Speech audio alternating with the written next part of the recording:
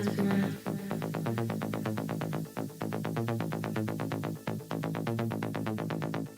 lost in the underground.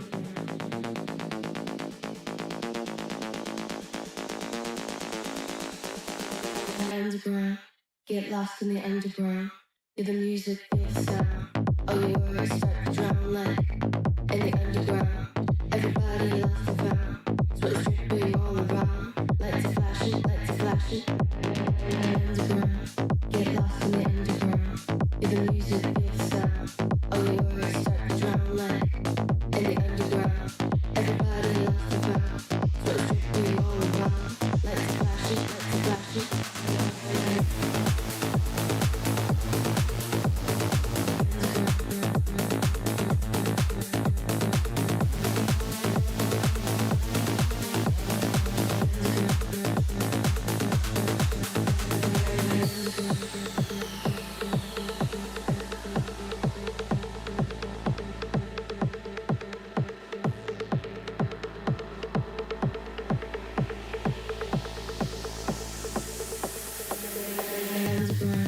Get lost in the underground.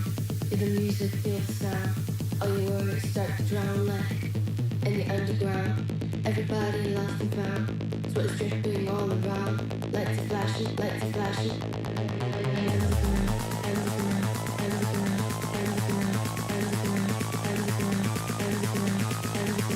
underground, underground, underground, underground, underground, underground, underground, underground, underground, underground,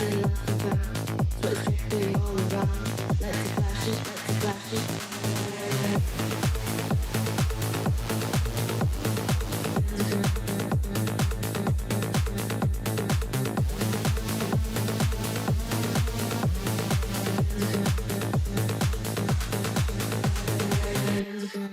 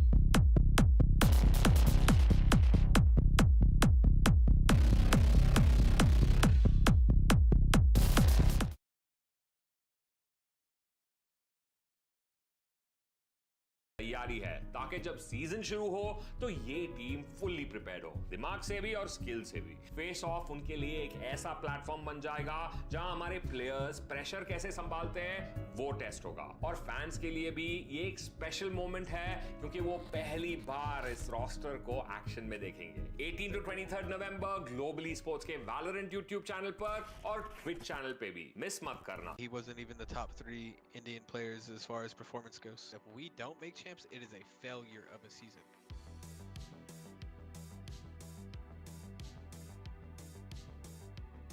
The year that I made this alias, the #1 song in the United States was "Back That Ass Up" by Juvenile, and so yeah, that's how I got my alias, bro. It's from the rapper Juvenile. Back that ass up. Won't you back that ass up? I was in talk with a couple other orgs. I went with a GE because I thought I had a real chance to win with an APAC based off of last season, and that I think that the bottom of APAC is a little weak and that the top of APAC is something that you can break into reasonably and make champs. On top of that, the org itself stands for a lot of alike, man. You guys are all ex-esports players. You guys are all ex-pros. You guys really love the game, and I feel like that's me too, man. Like I'm a fan of esports. I just love seeing it successful. I love seeing other people like-minded like that just love esports as a whole, and that's something that GE really brought. I think as an org, which is something that's different than other orgs. I mean, Aspas had so many options, and you know he obviously requires a big bag to sign Aspas, and so yeah, that would be the main reason. I mean, I'm happy with the players we got. I'm happy with the team we got. So yeah, I don't have any regrets about who we got or didn't get for sure. I just grew it out. It's been growing out for like 7 years. The way to keep it nice: use nice shampoo, use a nice conditioner, and brush it a bunch. I've done it my entire career. My entire career, if you go back, look at every game I've ever played, every team I've ever coached, I just bring success in general. And that's one of the reasons why I'm so confident, is because I'm confident in my ability to turn any talented player into a good player. Being talented doesn't mean you're good, but being talented means you have the ability to be good. And I'm very confident in my ability to teach the game and to teach the game the correct way. I think there's gonna be some barriers, but the reality is like everyone's in this entire scene is doing the same thing, right? Like every team in APAC is here. For us, I'm gonna go out to dinner with the players. We're gonna have dinners together. We're gonna have stuff together. We're working out together 3 times a week. That's gonna be something to help us build camaraderie as a whole, for us to get used to each other. We're all gonna enjoy the city itself, and Korea is amazing, man. Whatever the players want, Filipino food, whether we want Korean food, whether we want Tex-Mex, whether we want Italian, everything as far as that goes here is available, and we just got to go and find it. And that's part of the fun, is going to explore it together. Yeah, I mean, we're going to have a performance coach for the season, and so that's somebody that's definitely going to help with that. And then in general, like I don't pick up players that have tilt issues or rage issues or any kind of issues. Like that's something that's very important to me in the process of picking players, is like if I see, and like I've been around long enough that I can almost tell you instantly which players are going to be toxic and which are not. I know this sounds crazy, but like I've just done the team building thing. I've built 100 teams in my career, man. I've had to rebuild my teams 100 different times. Talent definitely trumps all, but if you're a bad teammate, your team's not going to win. The players aren't fixing each other's mistakes. You know what I mean? They're not getting mad at each other because I'm the bad guy. I'm the one telling you did something stupid. I'm the one telling you did something dumb. I don't need your teammate bitching at you or doing this. I bitch at you and do that. So I let myself be the bad guy and let the players just be players.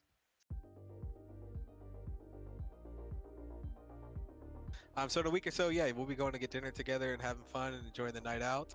And then as far as in-game stuff, yeah, like we've already been working on in-game stuff. And one of the early things we did was just straight to Valoplant, straight to explain, go straight into a server, have them look up Valoplant on the other one, start watching my stream, and we're gonna go over, you know, what is my idea to play these maps? What is my thought process of how we should play these maps? Whether they're willing to or not is irrelevant. It's part of their job. I feel like once a week is just a little too often. If we do it once a week, they're just not going to have that much to talk about.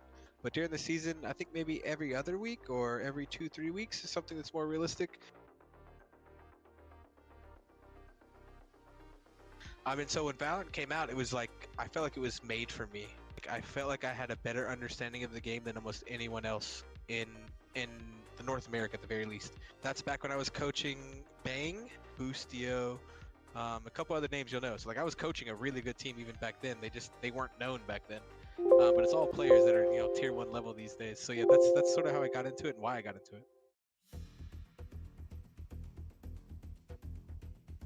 Yeah, he was there and he played okay. Not great, obviously. I would say he wasn't even the top 3 Indian players as far as performance goes. I'm actually going to give you a list of top 3. The top 3 that actually impressed me most was Lightning Fast was first. He was actually the closest to making the team. And then I think Venka and Techno were the next 2, and for me that impressed the most. I think Venka is a duelist that shows talent, but just raw, very raw with decent upside. But he's got to live up to the expectation. He's got to keep grinding. He's got to keep playing. He's got to put the work in. And then Techno, I felt like was just solid. He was very solid overall. He had good comms, he had good decision making, good util usage. Just needs a little bit more time to polish everything. You might see a different community, Indian community next season, and a different teams coming out of Southeast Asia as far as being able to compete at Ascension. Hey RV, I moved from stream today, but yes, I agree 100%. We have to work harder than the other teams, and that doesn't necessarily mean playing more. It means playing more efficiently, working harder as far as like how we're working. So every day we come to scrims, like I don't allow like goofing around, and I don't mean not goofing around. We have fun. I mean like we play scenarios the way we should be playing them.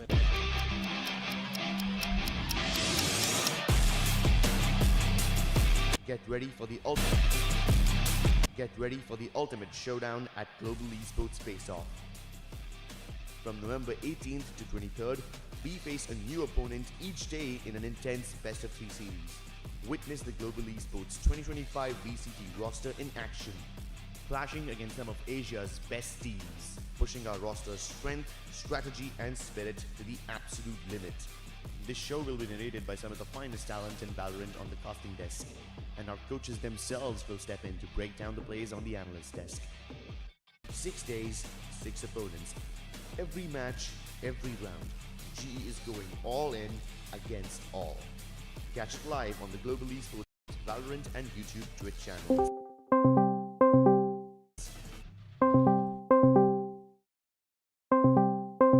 Get ready for the ultimate showdown at Global Esports Face Off. From November 18th to 23rd,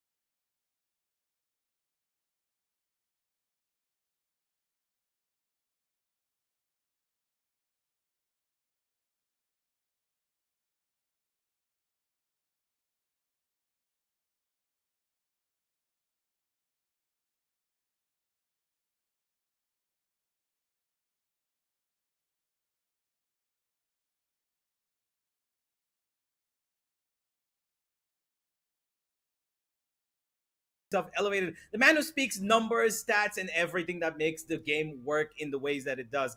Welcome, Elevated. First of all, welcome to GE. How's your day been? How's your last 2 months been? What's up, universe? First of all, it's good to be on the desk with you. It's first time working with you, so it should be fun. Yep. I mean, my last 2 months has been wild. I'm just going to put it that way. I'm not going to explain anything. It's just been wild. So that's all I can say. All right, I can see that you're, really, the guy with the numbers, right? And you've put in a lot of work to even, get into this roster as well. You were a part of the creating team for this roster, right? You were the one who were, taking charge of the, players who were playing, who should be playing where.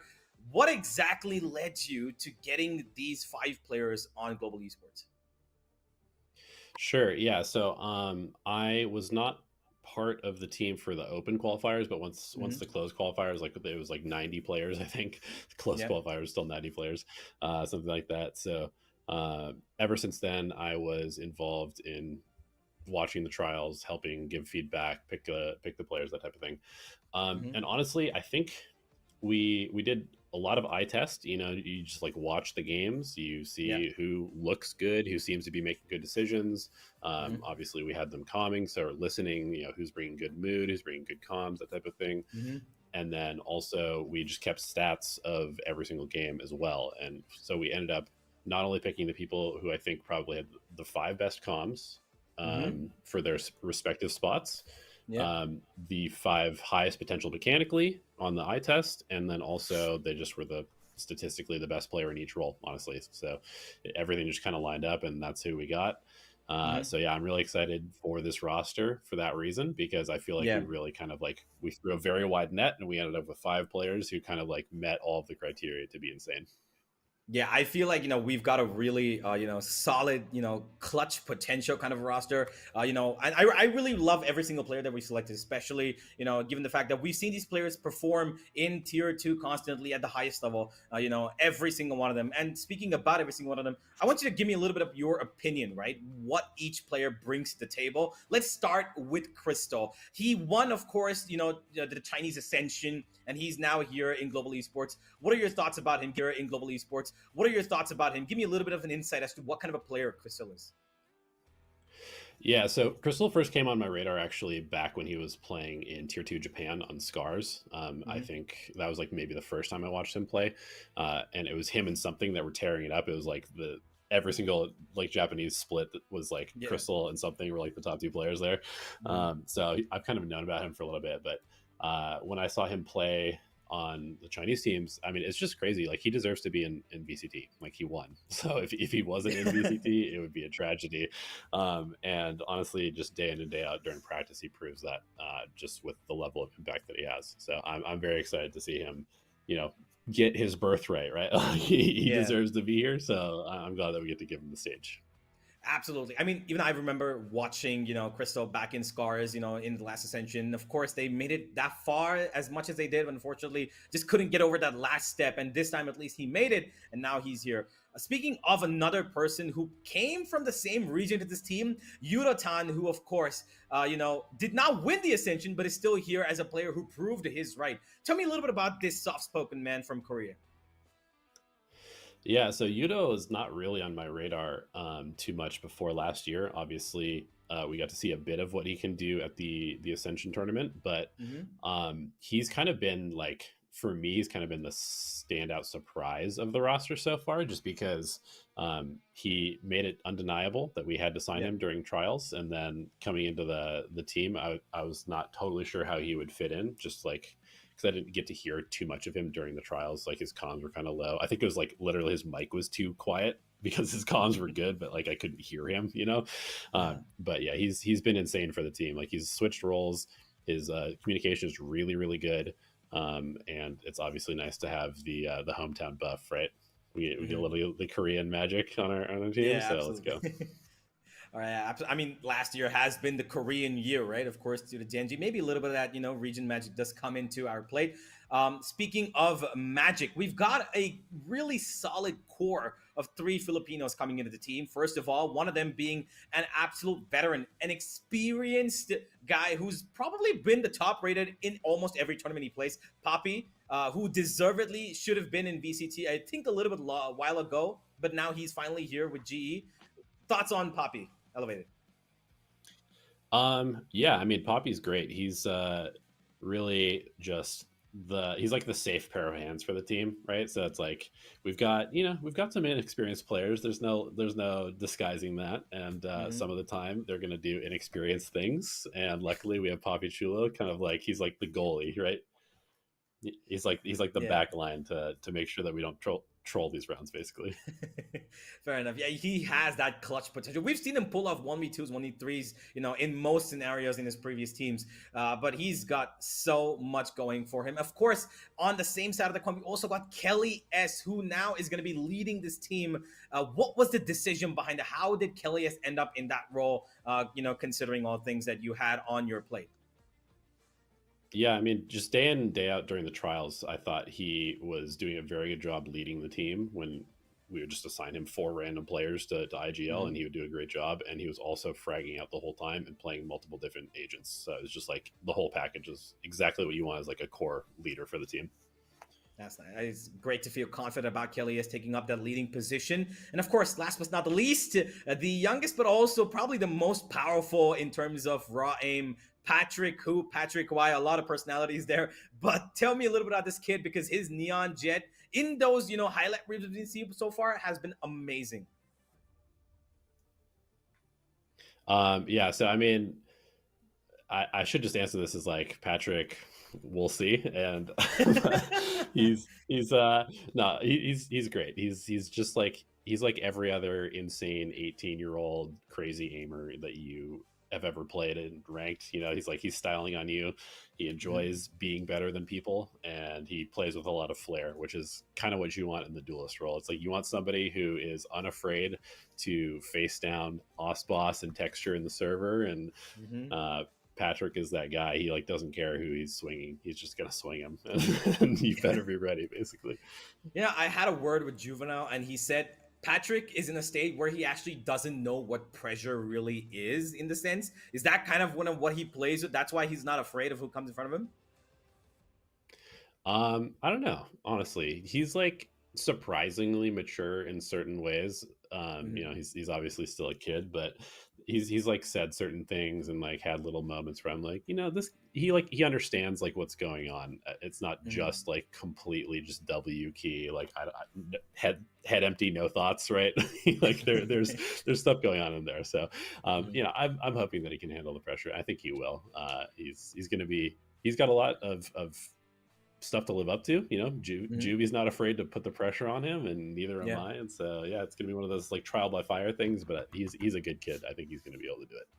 Well, we're hoping so. He's been amazing in these highlight reels. Every single ranked gameplay stream or video that I've seen of his, especially that Neon, he just slides around killing people like it's nothing. It will be really fun to see him do that on tier 1 as well. But speaking of the team as a whole, Elevated, what makes you feel like this team is going to do well this year? What have you seen in the last 3 weeks of practice that you think has, shown this team to be a team that can actually compete at the highest level? Well, so I think the first part is that I think that the way we put the team together was intelligent. And this is not just being like, yeah, we're smart as coaches, but we legitimately like I said, we had this big tryout process. We kind of allowed the skill to rise to the top, and then both Juvenile and I had some very long conversations about just kind of like what we're looking for in players, how we like to think about the game, what sort of approach we have to the game. And so we got on the same page about a lot of things very early on. And I think that's super important in the coaching staff, that they understand each other and can communicate like effectively the ideas that we have to each other, so we can then get on the same page to communicate them to the team, right? You have to like all be on the same page. Valorant is a game that, in my opinion, is very, very fluid, because there's new patches, there's new agents, there's new maps. Riot might just like take a map out of the pool like the day before the event. You have to be ready to adapt on the fly. And so it's really important that everybody has like good communication and the ability to like bring their own stuff to the team, because otherwise the workload is too much. You can't just have like one coach do everything. It's not possible, because there's too much going on in the game. So everybody has to be able to like bring their own ideas to the table with confidence and be able to communicate them effectively. And so I think we did a really good job building a team that can do that. And at the end of the day, it's kind of up to us to realize the potential that I think we have. But I'm gonna be honest. I've probably watched more I say this not as a flex. I've probably watched more Valorant than anybody alive, other than maybe Sliggy and TMV, because I've watched every official game by every team in every region since First Strike. Okay, Wow. so I have my brain only replays Valorant. Like I've just sort of computized through brute force what a good Valorant play is, and I feel like Mhm, we make a lot of good Valorant plays. You know, we do some stupid stuff sometimes, mhm. but from what I've seen, and if I can trust my own eyes, I think that we're Yeah. pretty good. Well, I mean, it does sound like a crazy flex to say that you watched every single game of every region since First Strike. Hopefully, that's been helping you out as well. But there is a bunch of things that I did want to ask you apart from the GE side of things. You know that of course global esports has originated from India, and you've seen a bunch of players from here as well. I'm pretty sure in those tries you would have had a look at them, if not even close trials. But tell me a little bit about what you know about these Indian players. What have you thought about South Asia as a region? So I'm going to be perfectly honest. I'm going to have to lean on you a little bit to tell me some of the stories, just because there's too much Valorant to watch straight up. Mm-hmm. The last Indian tournament that I watched was probably Convergence, I think. Mm-hmm. Yeah. And every now and then I'll just kind of like pick a region, like Vietnam or India or the Scandinavian regions, just to like watch a couple of games throughout the season. But my main focus Yeah. has always been VCT, and there's Mm-hmm. just not enough time to watch all the games. So, from what I remember, Mm-hmm. Indian players are kind of in that spot where they have pretty good aim, pretty good mechanics, but the structure of most of the teams is not very good. Mm-hmm. And so, like there's ideas, but a lot of it is like kind of copy paste what they see better teams doing without Yeah. full understanding of why these teams are doing those things. Yeah. So the strategic depth hasn't been there, in my opinion, Mm-hmm. to like enable the mechanics to actually shine. And so Yeah. that sort of like disconnect keeps them from kind of like taking that next level. But yeah, I mean, maybe you've seen more. You've obviously been a little bit more involved than I have this last season. So yeah, what have you seen? Maybe you can Yeah, educate me. I mean, Convergence was actually one of the higher points as well, right? Global Esports was playing back there with the previous iteration, but we had a lot of stuff go around. But hey, ladies and gentlemen, we can talk about all of this a little later because we've right now got our coach waiting for us to interview him. He's going to talk about the team and a lot more. Please welcome GE Juvenile. What's up, guys? What's up, guys? How Hello, you guys doing? coach. How doing Oh good? How are hey, you? Not too bad, man. Not too bad. We're having a party in here, as you guys can see. Nice. All right. It seems like I a can't great, believe they gave you a jersey already. You have some in the apartment. They're waiting for you, bro. Hurry up. All right. Yeah, all right. Coach, I need a little bit of insight here, right? You've been with the team, of course, for the last 3 weeks. They just landed in, of course, the boot camp as well. But you've been practicing for close to a month right now. How's the progression been for the team? Good. I mean, we started out really good. Like the talent was obvious pretty much day one.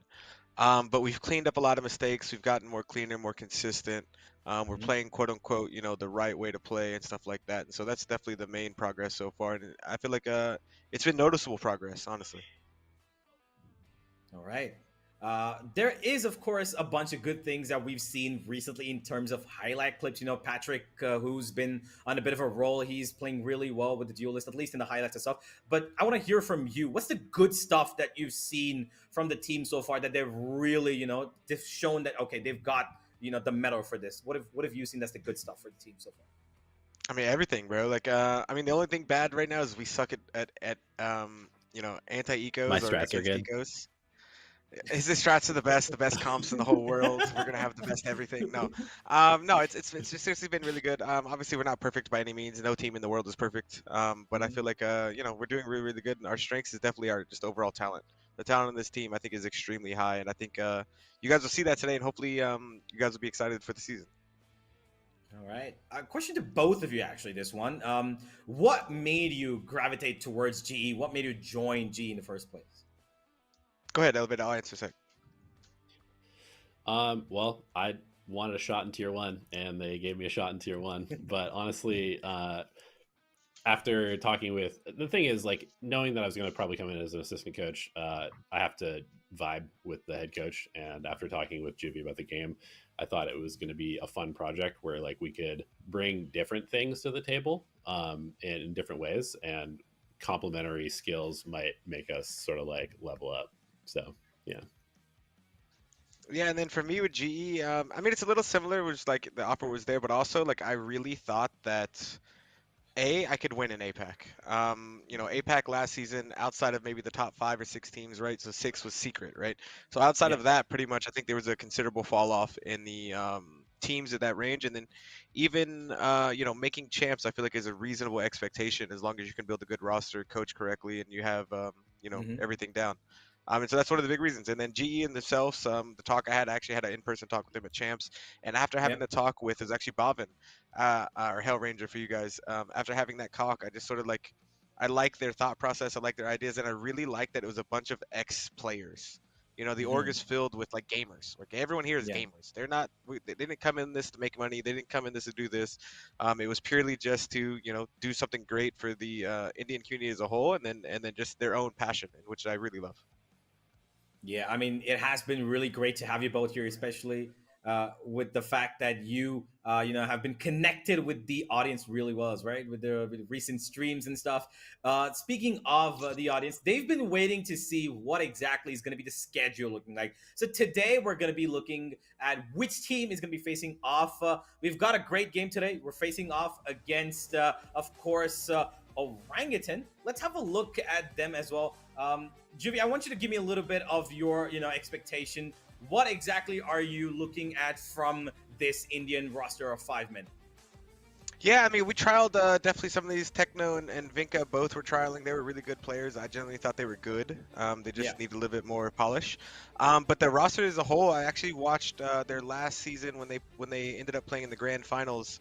And they looked good, man. They looked really good. Like they're really talented. Vinka was doing like he had like an ace on Icebox, and like there was just a lot of good stuff. And the way they were playing was like I felt like the correct way to play. They were using Mhm. util correctly, clearing angles correctly, working together correctly.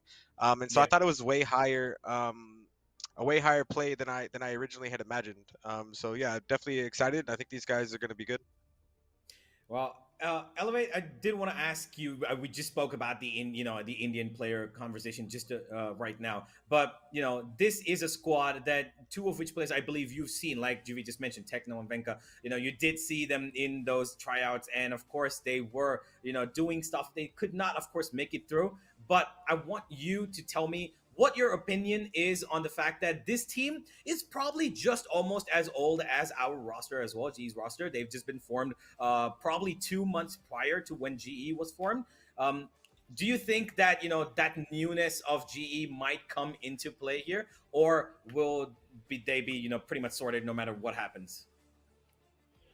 Well, I mean, I like that because then that gets to sort of that's on me and Juvenile. It's like how well did we, you know, mold the team over the last month and a half, Hmm. and that's what you guys will get to see. Hopefully, is like, most of the time in the server, it's going to be Patrick Who, it's going to be Udaton, it's going to be the cool plays. But this is a moment where maybe Juvenile and I get to show a little bit like, hey, we know what we're doing because we've had very little time and our results are pretty good as a result. Yeah. Do you think that the of course the element of surprise that you might bring to the table is something that OG might not be prepared for, or do you think you might not be ready for what they've got in store? Maybe they could come up with something different because last year we saw in Convergence, True Rippers almost beat that Gen G team, right? So do you guys feel like there's something similar, or is G in the clear here? Yeah, I mean the big thing is like I mean the tier two teams. I said this. Our entire team is made up of tier two players, guys. You know what I mean? We have 5 tier 2 True. players, and Yeah. so it's not like these guys are just magically going to be 1,000 times worse than what we are, etc. The top tier 2 players I feel like are just as good as tier 1 players in this game. It's just there's other things that go into it, right? Coaching staff, strats, experience, all these other things. So I definitely think that there should not be a huge talent difference here, and I think this is going to be a good match overall. But the reality is like we need to win. That's the reality. The expectation is we're gonna win. At least 5, 6 out of these matches. And so that's the plan. Yeah, well, to be fair, OG, this squad is actually really, really, interesting squad as well. It's really loved by the people of our country right now because it's a bunch of youngsters who've shown potential, have done really well in the past, and I myself have seen them grow for the last 2 years. So I'm actually kind of, really hopeful that this is going to be a close matchup because most of them there are friends of mine, and I would really love to see them, do well against a tier 1 team. But speaking of a little bit of a different side, Juvi, you've been in connection with the audience, right, for the last couple of days. How's the interaction been with the Indian fans for you? I see that you're getting a lot of love for them from them. Yeah, man. Yeah, I'm getting so much love from them, but I also love them, man. Everyone's great. Like even just like yesterday, like I sort of told them this. Like yesterday wasn't such a great day for me, like mentally, but like when I hopped on stream, bro, like I was happy. Instantly, my Mm. mood changed. I was chill, like I was having fun, and so like yeah, I really enjoy hanging out with them, man. It's just like hanging out with the boys. Everyone's been amazing. There's not been a single negative comment, and I expect that to continue throughout the season. Yeah, Elvira, I think it's time for you to start streaming as well. Get you a little bit of that Indian love. Bro, He's I mean, shy. He's when I shy. have a little bit more time, when I have a little bit more time. But yeah, I'm not a people person, honestly. I like to yap, but I'm not a people person. But I'll stream every now and then. I don't know. I'll make him I get like in to my get a stream. little Don't It's worry, all jittery right. every guys. He'll, time. he'll, he'll get there. He'll get there. He'll get there. It's slow and steady. No problem. Juby, one more thing I did want to ask you, right? You are a coach who's been to champions. It's inevitable that you've got experience of the absolute highest order. What was it like being in champions and how is it different from what we see on our screens? Tell me a little bit about that experience. Champions was the sickest thing I've ever been a part of in like the 20 plus years I've been a part of esports. It was so amazing. It's a 30,000 people in the stadium or 28, whatever the number was. Nine Hmm. million people watching from home. Like it was a sick experience, super cool. And yeah, I want to experience that again this year. Like that's one of my main motivations this entire season is to make champs because it is one of the coolest events in the world for sure. And yeah, I want GE to be a part of that. I want the Indian fans to be a part of that. I want you guys to have someone to root for at this event. Yeah, absolutely. We've been Um, looking forward to it. Yes, Elevated. I just wanted you to maybe explain what's going on with the flashing lights. Why are you raving in the office when we're supposed to be playing a game? Yeah. So first off, we just decided no playing matches was gonna party. No, really. So the thing is it's just like champs, just like events on these stages. Like there's lights flashing, there's fans screaming, there's noise being made. So we don't need to play in a silent environment. My entire reason for this entire show matches for me is to get as much experience as we Nice. can and Ovation replicate on stage. 22. We weren't able to Mhm. have a LAN event this year, this off season. So for me, this is the closest we're gonna get, and this is how I'm gonna get the players ready. So these lights are pretty much just to annoy the players. That's the only reason they're installed. That's how can I annoy them as much as possible, and replicate match day as much as possible. So that's why we're doing all the interviews, all the different stuff. Is going to look like what this is going to look like on match day, and we're Mhm. doing what we can right now. Oh, Thank you, Costas. I have with me the coach of Global Esports, Juvenile. Also, I have with me my first copy, the coach of Orangutan, Hacker. How are you guys? good man, good. Hello. Nice to meet you, Hello, Hacker. Hacker. Yeah. Nice to meet you too, Juvenile. Hello, JD भाई आपका छोटा भाई आ चुका है. For a second, I thought it was the Both of same you. guy. This is the most important part of today's game. This is the match veto. According to me, this decides how the match is going to go ahead. Why do I Are you feel guys like playing ready for the Abyss? veto? Yeah, Yes. Let's go. Perfect. So it's going to be a coin toss. This is going to be tails. This is going to be heads. Who would like to call? Juvenile, you can call. tails never Okay, fails. Juvenile. Okay, tails never fails. Let me. It is tails. Juvenile. Okay. Would you like to ban first or would you like to pick first? Team B. Okay. Give me your ban. So I have to ban first, correct? Yeah, you We ban Yes, ban first, Hacker. yes Abyss. sir. Yeah, we ban Abyss. Okay. Orangutan Oh, bans Abyss. Hacker, before I go ahead, any particular reason why you're banning Abyss? I won't fall off the I think map we are and not die. that prepared on that map, to be honest. We have been experimenting a lot, and I feel that we still are not quite there yet in terms of the composition that we would love to play on that map. So we're still in the experimental phase. But for the rest 6 maps, I think we are pretty prepared. So let's go with our strengths, right? Cool. Abyss is banned by Orangutan. Juvenile, you're banned. Let's go ahead and ban bind. Bind ban, okay. Okay. Global Esports bans bind. Any particular reason, Juvi? Um, yeah, man. We just limited amount of time. We can't show everything. Nah, we have some cool stuff that we want to cook up on all the different maps. So we'll see. We'll see. Okay. Orangutan, Okay. you pick. We have to pick first. 1 second. Let me discuss. Oh, is it a best of three? Oh, It's getting okay. exciting, guys. We pick Haven. Okay. OG's first pick. Haven. G, your pick. We'll Side, pick right? Sunset. Sunset. One of my Okay. favorite maps, Sunset, coming in by Global Esports. Again, Hacker, on to you. Next ban. Yes. Let me discuss. Wait.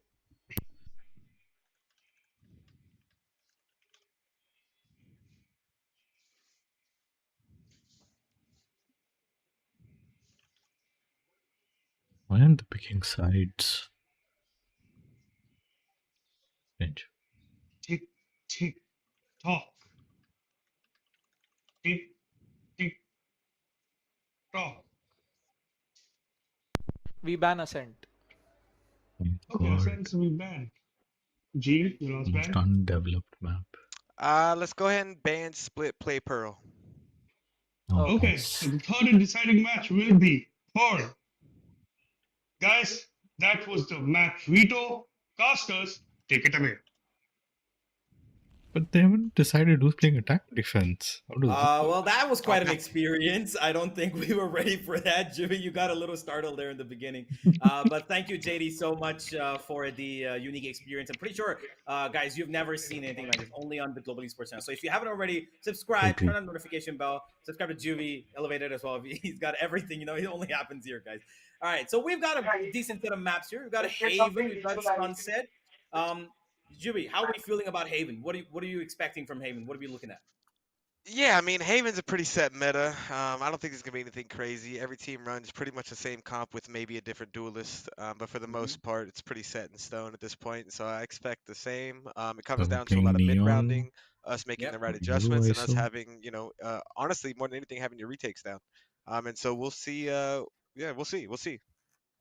I'm feeling All right. confident. Of our map pools, I think right now our map pool in general is really good, and so really any maps we played, I think we'd feel good on. But I think this is the three that yeah, we're definitely confident in.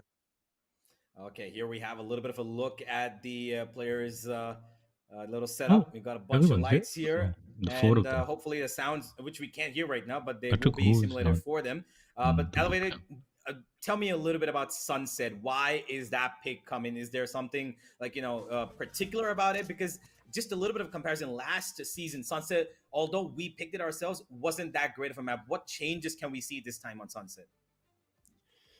Well, I mean, Juvie's the goat. He did the perfect map veto as always, and I think Sunset is just another one of those maps It's that's gonna not let by us show outlawing exactly who we are as a team. How's that for a PR war answer? sounds, please. Fair enough, I get it. I mean, I of can't course, give you. don't I can't give really. you too much. I'm trying to. I'm trying to Yeah. toe the line here. Caster, coach. Yep, fair enough, fair enough. All right, let's talk about a little bit about what we can. What do you expect from Orangutan to come in? Because they have played Haven just pretty recently. In the last tournament they played the Penta Pro Series, and they did bring in the Yoru ISO comp along with an The Omen, fanatic comp. Sova, and Cypher. What do you think about that comp? Playing on Haven, it wasn't the best of maps that ended off for them. But what do you guys think about the ISO Yoru comp? It's obviously a very good comp, right? It's the one that Fnatic ended up making correct. And Mm-hmm. so Yeah. for that, honestly, a lot of the stuff Do we we have did a on good Haven is fixture going to be a in little bit similar to Valorant? Lev. And when I made some of the stuff, or we had Yep. ideas for some of this stuff, it was within mind of countering Fnatic comp. And so really, I think we have a good chance of playing against this comp. I think we understand how to play against it. I've done anti-prep before against Fnatic at champs, and so I think yeah, I think we have a chance, to sort of show that the comp is not unbeatable goated comp. You know, it definitely is. It has its own weaknesses, and so I feel like yeah, we'll do good. Yeah, I'm really excited to see what you guys are going to be coming up with. Are we going to have Neon on Patrick Koo, or are we going to see a Jet, maybe some other comp? We've seen a lot of that stuff, go through. But right now, I think we've Topic got, the where players just ready uploading into the lobby. Uh, we're going to be heading into the I'm game pretty excited to soon. see who ISO duels first. That's my favorite part about this Hmm. map. Who's gonna get the first ISO duel? I'm not sure if OG are gonna stick to this comp, just to maybe throw you guys a curveball. Maybe you never know. But if at all, I'm pretty sure it's gonna be Techno. He is the one who played the ISO a couple of times around. Tell me, have you guys had a chance to look at his? Have you guys had a chance to look at the games with this comp? Have you seen OG play with this? No, I haven't seen OG play with this, to be honest with you. But like I said, I assume usually when you're tier two or even the tier one teams, you steal from the best team, and the best team Mhm. is Fnatic at this map. So I assume a lot of what we're gonna see is similar to Fnatic. All Yep. right. Well, we'll find out if it's anything Fnatic esque at all. Sunset's coming up next. But Juvenile, thank you so much for joining us. We will see you after the game. let's go. Thank you guys. See you guys after. Good luck, Bye bye. coach. Thank you, bro. All right. Well, Elevated, it's just you and me now. We're going to be heading into the game. Just only Valorant action coming in. GE fans who've been waiting for a good amount of time now to, finally witness them play. They're going to get to see it against multiple different teams. And I'm really excited. Haven's going to be coming up. You've cooked up something special. Any last thoughts before we head into the game?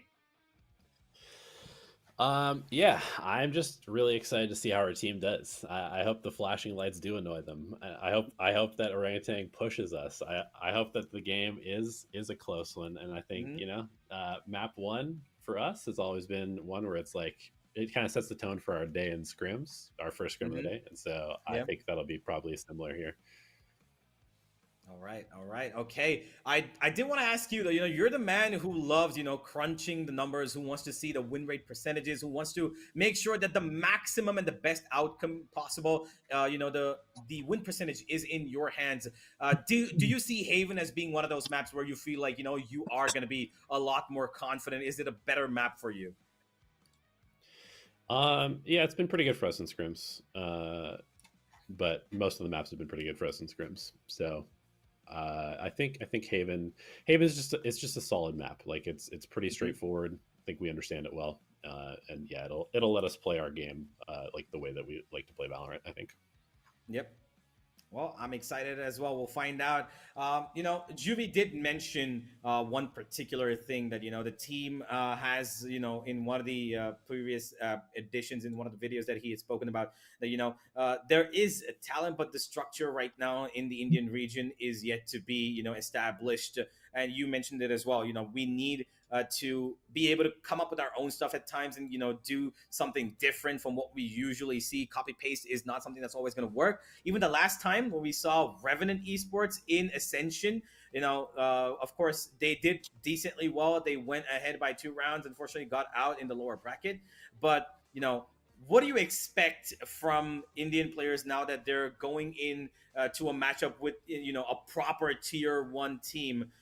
Can you see them actually, not just global esports, but do you think these teams are going to be able to compete with other teams from tier 1? I mean, I guess that remains to be seen, but I expect these guys to be hungry. Like we're the Indian team, right? And it's no secret that we have no Indian players on our roster, but it's not because we haven't given them chances, right? They just didn't make it through the trials. And so I think a lot of them are going to be looking at us as like a way to prove something. And so I expect them to come out swinging at us, and we have to be ready for that. Like legitimately, that extra motivation is dangerous. Even if we're technically like the favorite in this, like we have to be ready for them to be trying to prove a point. Yeah. Well, here we go. We've got the game almost locked and loaded. I think we're just waiting for 1 or 2 more players to join the lobby. But before we get in, just a little bit more of a insight into your journey. You were, I believe, at Ascend last year, correct? Yeah, I Yeah. was a content creator for them for almost 2 years, and then I Mm-hmm. was the assistant coach for their JC team in Mm-hmm. 2023 and their main team last year for the second split. What do you see different in the EMEA region that is different from the APAC? What's the biggest difference that you've noticed in the two regions? Um, Honestly, they're a little bit closer than I thought they would be. I'd say the bigger difference is between Americas, in terms of like Okay. how the players take coaching and that type of thing. Mm-hmm. EMEA is definitely a little bit more of a slow paced, kind of serious Mm-hmm. region, I guess, at least from my Yeah. experience. Like the teams are a little bit more like business like in terms of how they go about things. And Yeah. so far, at least our team, it's like, you know, we have to have fun if we're going to play well, right? So we need to be enjoying the game. But I think that's kind of how it is for everybody, right? If you don't enjoy what you're doing, how are you going Mm-hmm. to excel at it? True, absolutely. You need to be able to enjoy, and I hope that the players have been enjoying so far in the practice as well. We're going to be looking at what exactly is going to be coming up while we do wait for the players from Orangutan to get back to the seat as well. A little bit of an insight about your thoughts on the other VCT teams that we're going to be facing off in this upcoming season as well, 2025. One of the most interesting, exciting prospects, of course, SPG. I'm pretty sure you saw a couple of their games and how they play, right? Yeah, they were super fun. I'm somebody that loves innovation, and they were kind of, I mean, straight up, they were like the team that inspired everybody to start playing Neon Bucky, right? Like Yeah, they were the yeah. team that was just running around. I mean, some other teams were doing it, but SPG was the team that was really kind of like, you have to do this because it's insanely powerful, and it makes every single eco round dangerous. Which, if I can remember from the chamber meta, is a totally like Hmm. game warping thing. If you have the ability to Yeah. have one character potentially win you an eco round, you have to really think about that carefully. Yeah, yeah, absolutely. And Neon's been pretty much busted, but you are the guy who works around the meta. So, what do you like better? What did you like better? Do you like the chamber meta better, or do you prefer the Neon meta? Um, I mean, I like the neon meta because everybody's better at the game. I think if Mm-hmm. we had old chamber now, there would not be Mm-hmm. nearly as much complaining because the agents have kind of come in to help fill the gaps a little bit, and Mm-hmm. also people are just way better at dealing with problematic agents now. Um, so like, yeah, I mean, I definitely I like what Chamber added to the game. He was definitely Yeah. broken. I think current Yeah. Chamber is in a pretty good spot, honestly. Mm-hmm. But the fact that Chamber made people like use utility to clear corners was a good thing. Yeah. It taught people how to play the game better. So Yeah, well, ladies and gentlemen, we've spoken a lot about the agents. Let's actually look at what GE is cooking up and what OG are going to be coming in with. The Agent Select is here. We've had a little bit of a delay. Apologies for that. But we are now heading into the game, and there it is. Okay, Patrick, who's got a little bit of an interesting name there, as we've got a Neon and Breach alongside Crystal's Sova for Global Esports. And on the other side, we've got Wenka picking up the Neon. So they're actually shifting too, it seems, Elevated. They've gone for pretty much the same comp as you guys. cool. I mean, I know that mirror comps are like kind of, it's fun to see different agents interact against each other, but Double especially when you're like initiate. getting to know teams, I think it's kind of fun Oh, to see mirror nice. comps because you get to see like who's better, right? Just Yeah, without all of like the extra stuff that can go on in the game. absolutely. Mirror comps, of course, you, like you mentioned, you get to see who's better, but also about who's able to actually utilize these, aggressive micro sectors that you can take control, especially on the defense side. Because OG on defense, usually they're going to be pretty much heavy on A. They've done that even with their PC, previous legacy, comp as well when they were receive. playing the Yes. Euro and ISO. They love taking A main control quite some bit on both of the sides they play on, both on attack and defense. So this is going to be an interesting change because they are, of course, turning up the other side of the comp. They're going Let's for a little bit more go. speed now. And Venka, he has been known to be really good with the Neon. Not exactly in official games. He's not played it that much. It's been mostly the Jet. but I'm excited to see what this kid's going to be cooking up against Patrick Hu. Both of them, by the way, same age. They are 18, both of them, and they're going to be going up against each other. This is going to be a really good battle, and I can feel it in my nerves. Yeah, I'm getting those like pre-match jitters now. You know, not because I'm extra nervous because my team is playing, but Yeah. I'm just excited to watch the games. Yeah, I think the mirror comp is going to be really interesting because it's going to come down to like who anchors and retakes better. So whichever team gives away less anchor kills, meaning like that last guy who's kind of like alone on the site, and then also who's ready to flood retake, because that's sort of like the game plan with both these comps, right? You have to be ready to retake as the other team's planting, and you have to make sure that you like do not give away free kills, otherwise you will get completely steamrolled on this map. Absolutely. And here we are, ladies and gentlemen. We're heading into the first show match of the face-off event by Global Esports. It's going to be Orangutan going up against them the first day on 18. We've got a bunch of these coming up in the next couple of days. So if you want to be notified every single time Global Esports are going to be playing for the next week, you need to make sure that you turn on notification bell, subscribe to the channel, and follow us on all social media. Unfortunately, small bit of a tech pause here from OG. They are just setting things up as we're going to be heading into the game pretty quickly. As we should be heading in now. Yep, I think everybody's back. Techno was disconnected for a second. But here we go, ladies and gentlemen. The first matchup is going to be readying in just about in a second, as seems like they might want to take in a little bit of a garage take here. OG, once again, like I mentioned, situated there, and they might seem like an aggressive, control sector towards A. And Global Esports maybe making the right read to go towards the other side of the map. Yeah, I mean, when you're playing a comp that's kind of built around aggression, A is super, super important, right? It's a place where the map splits into 2 lanes, and if you can shut it down in lobby, then it only has 1 lane. So it basically takes all of the potential options for attackers and just subtracts like a massive part of the game plan. All right, here we go. Initial contact towards mid. They're going to take a little bit of space. Garage being the point of contention. They're just not giving up any quietness. They're just going to run in straight into it. Patrick is going to be taking the first contact, and DC is just going to hold back for the moment. As rest of OG pushing up towards A. They've already covered off that little part of the map, but GE going to retrace their steps, go towards B this time. Yep, nice little default from GE. Usually you expect people to be pushing A, and so it looks like we were ready for it. Yurotan takes the first contact. DC's gone. Was holding on that little angle for quite some time now. And now they're spread out well. Venka might not be ready. No, he is. Kelly's going down. Poppy's going to be taking a Hope's coming on the flank. Got a flash to cover up, but Helef still unaffected. Looking for Yurotan's kill, but it's not going to be the case. Everyone from OG keeps falling off in completely outskirted position. Stun after stun. And it's going to be GE first pistol. A little scrappy from OG there. They've kind of split out far too much. The flank as well, not properly coordinated, but of course it is their first time playing this new comp, so it's going to give them a little bit of leeway as to how they're going to settle into this.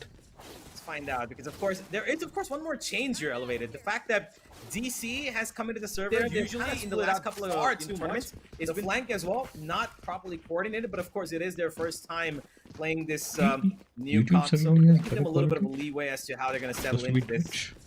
Find out, because of course there is one more change here elevated. The fact that DC has come into the server usually in the last couple of tournaments, it's been Machiavelli who's been playing for them, who is their main duelist, but right now they've gotten their 6th in to play this game as well, so that is one more thing to be noted.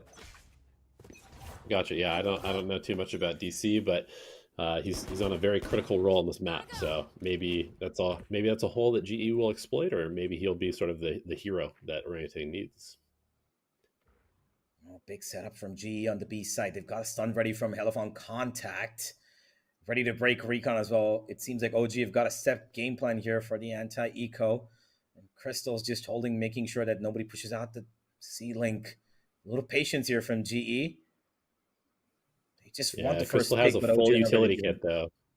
Yep, exactly. He's got full info kit, so if he uses this, the timing is terrible for Orangutan. Oh my goodness. Yeah. I'm not sure that push was necessary, but Hoax gets one through the smoke. Crystal caught out in the open here. That's going to be a trade at least in the bare minimums. The info is gone from GE. They're going to have to rely now on new Yudotan, and I was going to say it, but Venka's ready for it. A little bit of trouble here, but they get the A set in control. Plant should be taken pretty easily. Not too much of a problem for that. But the post plant now is where the question lies. Can they win this? Spike planted. This is going to be big time on Patrick, who anti-ecos have plagued a lot of teams ever since the Neon patch. So definitely, it's always a dangerous thing. A nice flank from DC, but great trade. Last player standing. Oh, Oh, Thirsty? it's gonna be Patrick Hu. Nah, and he's not going to be ready for that as well. Helif with the picked up Outlaw. And that's going to be Global Esports losing on the anti-eco. That was a bit of a hit and a miss there. Yudotan, I feel like he had total control. He could have gotten that kill, but Venka almost, expecting that he's going to be walking in that exact second. And this final kill from DC, I think this is the most important. Taking out Kilias there actually gave them the confidence to win this 2v2. And this is something you spoke of off camera as well, right? The anti-eco, and you just mentioned as well, the Neon meta has been, really on and off for a lot of teams because they can exploit that speed with the Bucky. Although they didn't use the Bucky here, it is right now in the hands of Patrick Hu instead. Let's see how he's going to put that into use. The A going to be a little bit pressured from Global Esports, an aggressive smoke to push off that Outlaw if it's marked. They've set up the Bucky a little deep onto A short, as Hoax is going to hold on and make sure that nobody's breaching any close spots. Yeah, I mean, Hoax is kind of the hero last round, right? He made that push opportunistically to catch Crystal. I think GE trolled a little bit by leaving Crystal there alone in drone form, but it is what it is. Hoax capitalized on it, and yeah, I mean, if he takes first contact here with the Outlaw, it's going to be problems for GE. They're creeping into B now. They still got 2 players left on A short, so that's a bit of a question as to where exactly this hit's going to go. The spike still right outside B, and it has been completely left open by OG. So it's a good read by GE here. They should be able to get the plan, but they're just going to tap it and fake it here. That's going to pull off all the rotation. Then, oh, this is interesting. Nice. That's going to set up Patrick Hu. Yep. What a call from Kelly. I love that. Oh, that's a big kill as well. A little too aggressive. Didn't probably need to go for the second there. Long range. Venka's going to take care of him. The plan's going to come down now as it is a 4v4, but OG got the better weapons here to fight off this retake. Yeah, no smoke for Heaven. Prioritizing the CT smoke because of the Bucky. We'll see. How much utility does Orangutan have? I think they used a lot to fend off that fake and B, so that's kind of hard for them to get back in. Or not. Maybe not. It seems Wenka, okay. And of course, he finds the ace. This kid's come to play, it seems. And Orangutan, oh, really well played. Their utility was paramount from getting that first kill, especially. I feel like Patrick Hu didn't really need to go any further for that jump peak. I think has been on a roll instantly. That second kill was amazing. The stun comes through and a follow-up as well from Helif to cover off anybody on site. It confused Kilias as well because he was completely frazzled. Could not use his weapon as well properly. The stun this time not as cosmetic as you would think of it to be. Yeah, I mean, great round from Venka, obviously. Farming the ecos, and it's time for GE to punch back, right? This is a huge rifle round. This is an attack-sided map. You don't want to go down early. Yeah, he's got the operator. Operator comes out. Okay. Yeah, that's an interesting. Will we suss this one out? Is the question. Once again, OG firing out that A main side. They've got control of it, and they've basically set up Wenka to hold that site all by his lonesome, while GE gonna be poking on C, just getting a little bit of information. But Techno's lurk towards deep mid here might be the undoing of Global Esports again. I'm not sure if they're gonna clear this corner, because right now GE playing a really passive game. Yeah, we like to default on this map for sure. I feel like we're playing a little bit hesitant, which I think is maybe to be expected. First official game, right? Yeah, I think we're playing a little bit more scared than we normally do, but overall the reads that we've had are pretty good, and we just need to make sure that we execute cleanly. Oh, Oh, they've gotten the site pretty convincingly, and now it's for the plant to come down. 5v5 as well, but there is a big ultimate available for Venka, and if he goes through with it, he's already entered backside. The smoke's gonna cover them off, and it's gonna be Killiest in the smoke alongside Patrick, who gets that first kill. The ultimate's committed as well, and the breach is gonna make things so much more easier. A little too over committed there. Hope's gonna get 1-2, and another one from Helef. Is he gonna get another? He's gonna connect it! Oh my god, Orangutan! You hide. He brought it down to a 1v1 and all onto Udatan now. Yes, Helef, it's gonna be a little difficult for him to retake this because Udatan has got a lot of experience in playing these kind of situations. He's done it in China once. He do it again! He went for the stick! Unfortunately, Helef, he will not be able to secure that round. Udatan took that at the right time. It's gonna be Global Esports with a bit of an overextensive round here. I didn't really feel the need to push out all the way towards spawn there.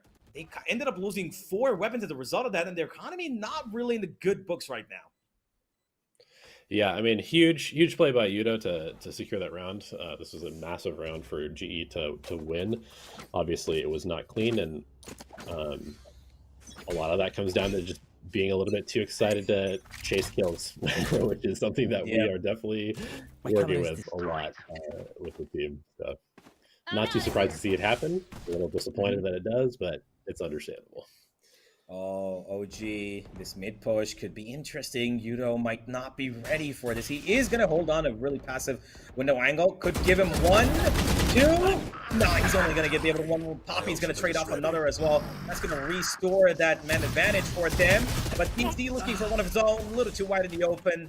He's not going to be able to counter that slide in. One enemy Going to bring out Bond. That's going to be just another weapon drop, but Crystal cleans things up. Global Esports take the lead 2-3. Still setting up. Still a lot of things that we're trying to figure out here, it seems. One thing that you've noticed so far, Elevator, give me a little bit of an insight. What exactly, was this a game plan to go at the start? You play a little bit more slow, feel for information, or did you guys have a different, sort of style that you wanted to go with? Yeah, I mean, Haven's just kind of a defaulty map in general. Like, you can kind of gamble and just like guess sites and hit as 5, but it's a fairly one-dimensional way to play, and so you got to be able to slow the tempo down, especially when the other team is on a comp that also kind of needs to play aggressive. Yeah. The A take from Global Esports this time to deny any sort of control, but Helef holding off a really aggressive angle. He's got a utility and has the breach. Taking the first contact might not be the best of cases for him. Shock dot drop towards A long. Yudo's gonna go on his lurk back towards mid, and he's been undetected. Timing. Camera gets the info. Oh, this time is gonna be insane here. Nice. Everyone, cage triggered. Big That's kill, my big boy. ult.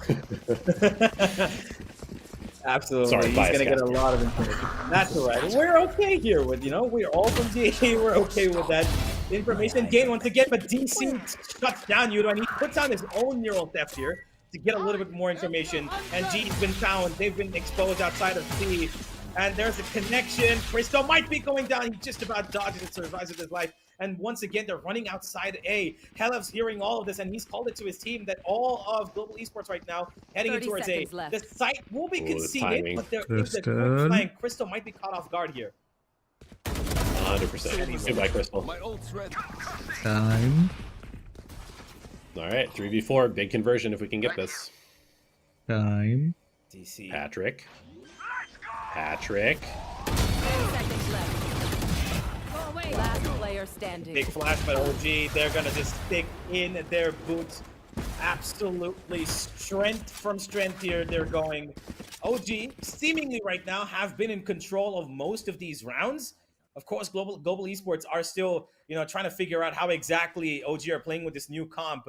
But it almost seemed a little too, hasty, the decision to run towards A. Of course, time was, against them at that moment. Flash as well right there. Just a second away before he could have peeked there, Poppy. But overall, OG seemed to be in good control here. Yeah, I mean, they definitely are being very good and proactive. I think GE is doing a pretty good job of putting themselves in position to win rounds, but then they're not converting cleanly. We're definitely giving Orangutan a lot of opportunities to come back into rounds. Spike down. That's become a little scrappy. It's gone around. It's 3 versus 3 right now. First 2 came in for OG, but Poppy trades him instantly. Venka still around the corner. He's got his ultimate as well. He can pop that lightning strike if he wants to. They're gonna hold on. The plant's gone down. Poppy under heaven. He's got no particular support. The smoke's gone up on heaven now, and the 2 players from OG from CT, they come out, and Poppy's ready for it. Gets a third for himself. Yuno gets the fourth, and Crystal shuts it down. A bit of structured crossfires, and GE bounce right back as they maintain the lead by winning this round. Got a little scary in the beginning, not gonna lie. Kelly and Patrick going down the way they did, but Poppy once again coming up clutch for his team and securing the round with the 3K that he found. See, I love this. We have to set the table before the event started, right? I told you that we like to do a little bit of trolling because we're kind of inexperienced, and Poppy is like that backstop. He's like, stop trolling, we're winning this round. So get a little nice example of it there. Yeah, a little bit of a straight up walk-in as well from Techno, even though Helof did have a flash for Under Heaven. So a little bit of off decision making from OG there. Not gonna go too far. Techno take the first contact now. That's good amount of damage on Venka as well. He's got on the 61 GE. Good utilization of their utility so far. But it's going to be Patrick's job to check that corner. Nah, Techno's going to take him out. And now Wenka might be in a good position to actually take out both these players. He's going to go out, finds the first. He's not going to get the second, but Techno will finish up that kill. And GE, once again, in a little bit of a tough spot here. Walking up C long and just not ready for what OG had in mind. Yeah, I'm not entirely sure what this round was. Like, the disconnect between the 2 players over towards A was way bigger than it should have been. So kind of just a poor round. To be honest. I'm sure this is one that we would note down in scrim to be like, let's talk about this one in VOD review. Yeah. Pull off the magic. He's got the first. Ooh, a headshot in the second. Techno needs to be careful here. You could get lined up. Udo. He's got on 16 himself. This team is mostly impossible. Don't peek him. Wait a moment. He's seen all 3. There's no chance he's going to get out of here. 1 bullet, 1 stray bullet through the spike. Nah, never mind. He's going to get away, and he's going to save that weapon. 10 seconds left. Lucky to be alive here, but give me a little bit of insight. What do you think happened there, Elevate? I mean, it was actually just a really good job from Orangutan with Techno's the one on the Omen, right? Yeah, he took the contact on long to disguise where the neon was tucked and won that duel straight up. He just kind of put down the first blood, and then that opened up the round for Venka to peek off and capitalize there. So just kind of a nice setup on C, honestly, that worked out really well for anything, and DE was not ready for it. Right there. Still got a buy here, G. Poppy's the only one on a bit of a receded buy. He's got a sheriff, that's about it. Half armors across 3 players. There's going to be an extremely fast B hit, it seems. Yep, Patrick. The trip's been broken for him. He's taken a pretty aggressive spot already, and that's called off Techno pretty soon. He's not going to smoke it off just yet, keeping a pretty much crossfire contact with Hello from both the links here. And GE instantly, after giving that initial sound, have just stopped in their tracks. Yeah, honestly, this is a round that I would consider to be sort of like a discipline check, where we kind of say, are you disciplined enough to not respond to this, right? And it's a good way to sort of like see whether teams are disciplined or not. And Orangutan is doing a really good job of not biting. Oh my god. Okay, that was brilliant, but the trade-off is even better from GE. Patrick, check your corners! He stuns it, but he doesn't check it, but the trade's still there. It's a 2v2. He's got a 1. BC gets the first. He throws in his own ult. Now, the neural thefts have been a menace for both teams here, but it's all up to Crystal now. He's got a drone. He's got a recon coming in about 12 seconds now. Takes it off instantly, just kind of baits it out to force them to maybe push him some corners that they were not expecting. The recon's going to find him. And now he's in trouble. They know exactly where he is, but he's got his own recon that's come up now. Focus more on the fight, though. The gun's going to make the difference here. He's going to wrap them around. The timing's perfect for him. OG, they might not be ready for this. He could find both of them here. And he will find the timing on 1. Gets the second. It's going to be Crystal. Clutch it out. Man, yo, I'm not going to lie. G, you're letting this come too close to my neck, man. I can feel it in my throat. Yeah, I mean, OG is shooting really well. Like, you got to give them props. They're playing well. They're shooting back. Um, you know, sometimes you got to win rounds in scrappy ways, and we've been pretty good at that so far this season in scrims.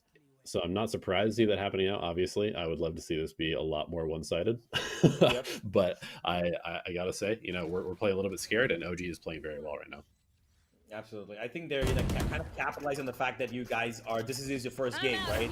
And they've been playing a bunch of tournaments in the last couple of months, so they're kind of capitalizing on the fact that you can put pressure on GE right now. They might be susceptible to it, and that's what they're utilizing best. This time around, they've changed the setup. They're playing a double heavy stack on B, and they've left a Cypher on DC once again alone here on the backside. He's going to be stunned. He's alive for the moment. Not going to be flashed out here, but he's still alive. The smoke's going to help him as well. And there goes Patrick. He gets deleted, and the trade-off is perfect. Global Esports still keeping equilibrium here. They're making sure that they don't lose out too many players, and they've got the rolling thunder now. The question is, are they expecting this garage push right now? No, they're not.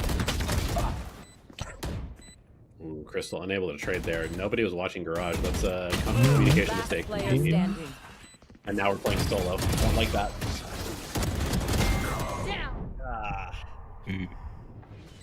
Going around the block here. They're going blow for blow.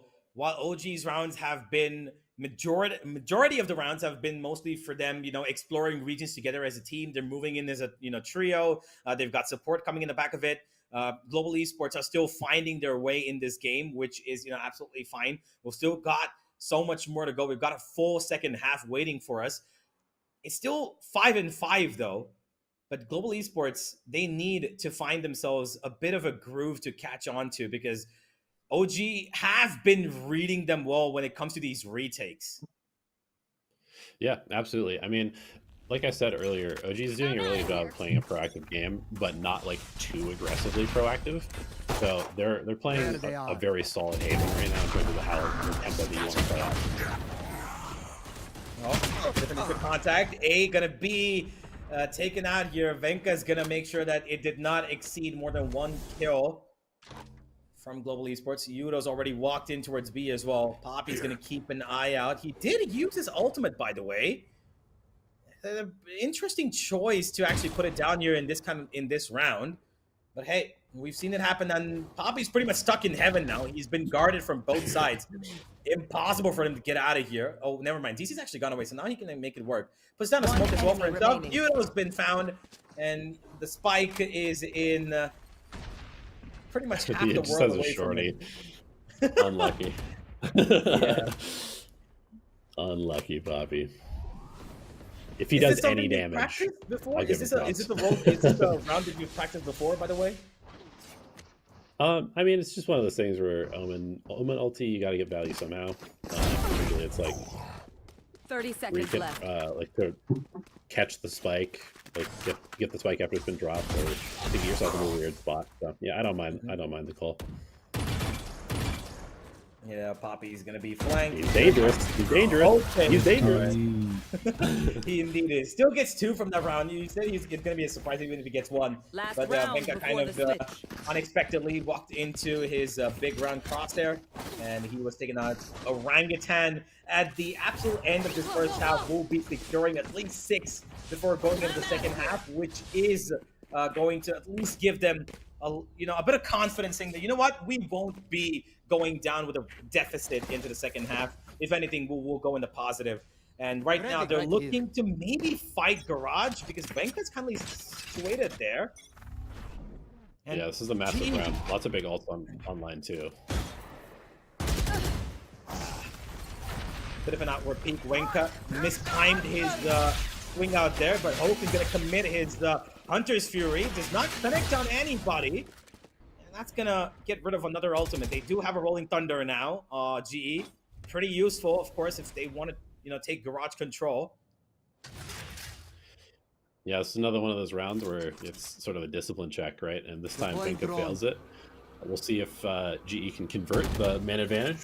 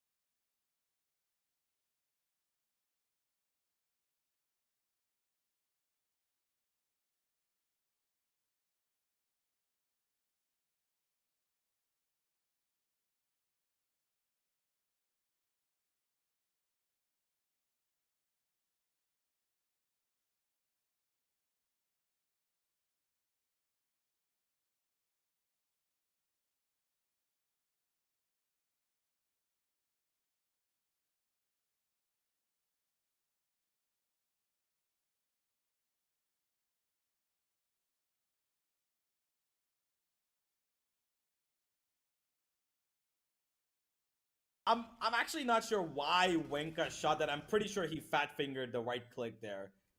100%. Yeah, it's really unfortunate. Unlucky. Unlucky but for him. The fact that G capitalized so quickly on just that one little, bullet push was incredible. And, Patrick, of course, making it all happen. And now it'll be interesting because a lot of times for like these young players, it just takes like one round where they feel like, oh yeah, I can just shoot these guys, right? And I mean, let's be honest, Patrick has been a little bit more Patrick Y than Patrick How this game. Yeah. Okay, what? Maybe he just needs a round to wake up. Yeah, probably that was the round as well. Hell of a little bit, question mark moment. They're just walking in with his knife towards the B side, expecting nobody to actually be peeking that angle. Good aftershock does give a chunk of damage to Hopes. He's got a 20, and Wenka doing exactly the same thing that Patrick did. Gets one, but now trying to trade that back. He's giving a bunch of damage himself. Hope's gonna be found here. GE flooding into the side from that A-link. They've gotten positions. They're gonna go stick on that DQ, and it's gonna be Patrick saying, I can do it as well. This time with the Guardian.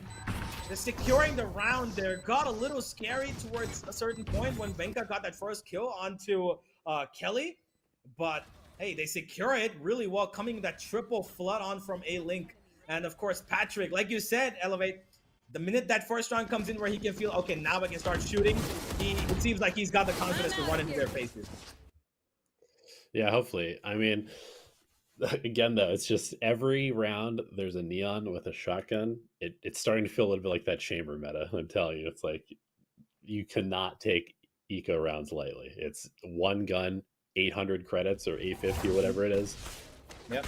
It's scary. It's a scary thing to have in the game right now. Oh, they're going towards A this time to set up tier. Patrick still got the Guardian, but he's got his ultimate as well, and he's gonna trigger it out. Check your corner, Patrick again! He misses the corner, but Tekno will be taken out thanks to the aftershock. That was a great setup eventually. Even if he didn't take that corner, he was gonna get taken out there. And Global Esports with a hit has been successful, barring the two players that they've lost, and they've even got the spike in their hands at the moment. Let's see how we want to play this one. Okay, we come in. 2v1. Good reinforcement by Uniton to come over there to A. Yep. Got the information that everybody was there, came to join the fight, and cleans it up.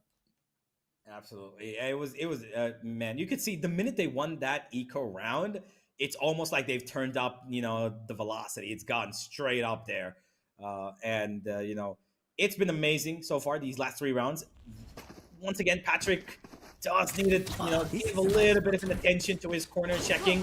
Even though it was covered off by Elias's aftershock, it's still something that needs to be, making sure that he does it well. Once again, that A side, like I mentioned, OG love exploiting and working that A side both on their attack and defense. This time, they've just walked in towards short here, and I'm not sure if they're going to expect 5 here. Ooh, Venka, the right timing here. I'm not sure what's happening, but we do have a lot going on here. You can't cast off the sound? Okay, listen. I heard a shotgun.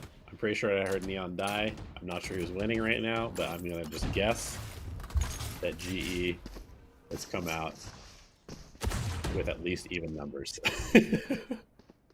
Last player standing.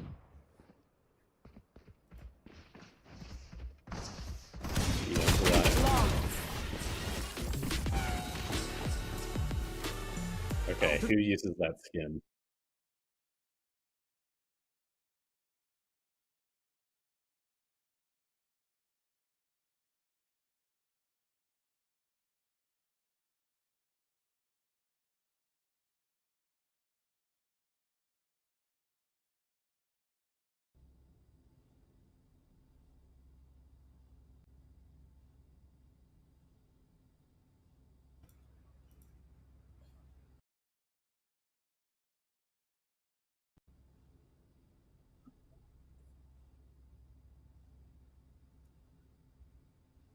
Holding position. Right Yep. there. I'm there.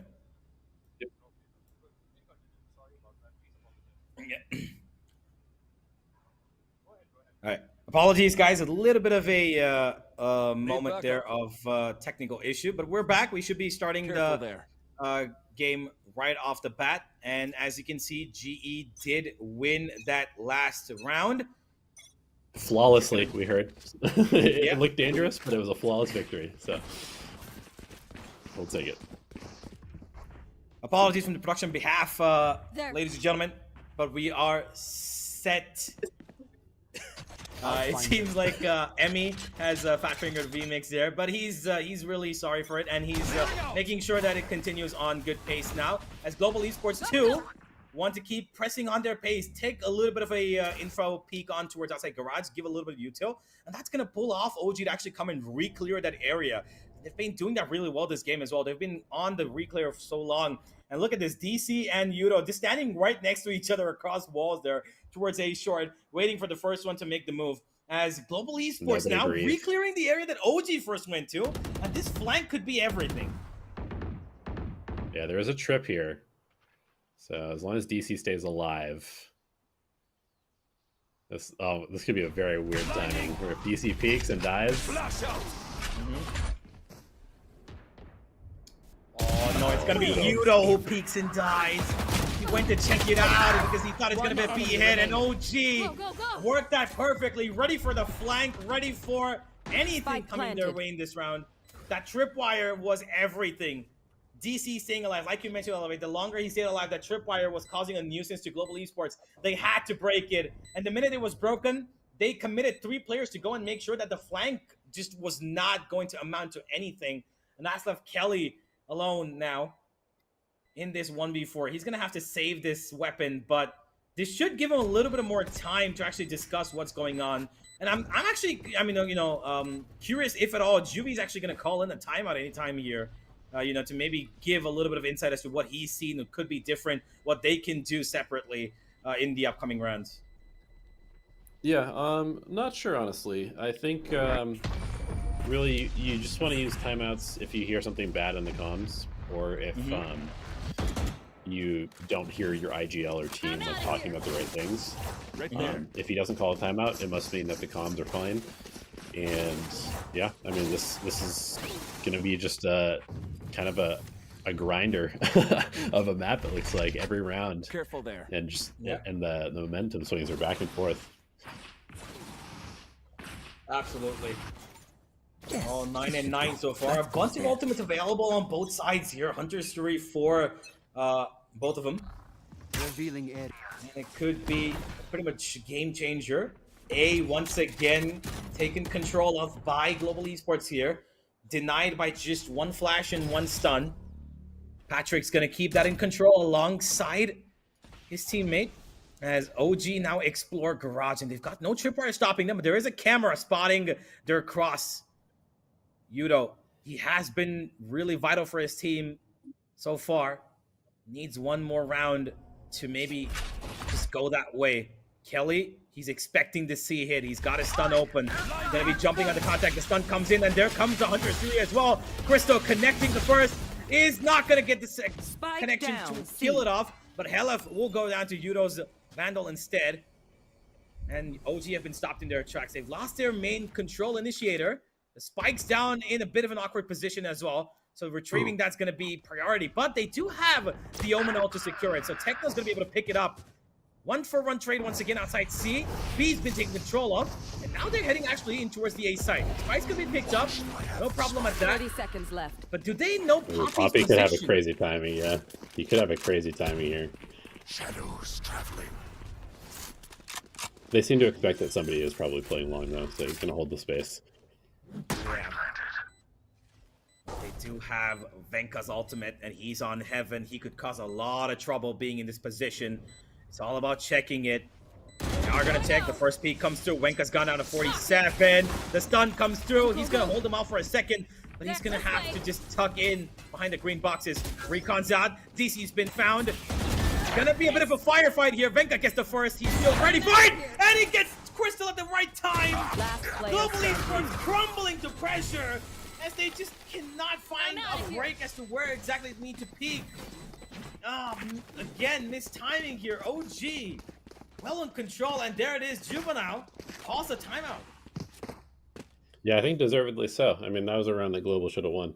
Once Venka didn't get that kill, Heaven, and Patrick took that space, got him down to 45 health. That should have been a pretty easy collapse. I think Poppy was a little bit late and long, and also Crystal was just like in the open with utility in hand, which is very rare. So yeah, I mean, just kind of a couple of mistakes timing wise, and also just positioning, which is, you know, it's like basic stuff that you shouldn't really be doing, but these things happen, especially when a team is kind of like feeling the pressure of the moment.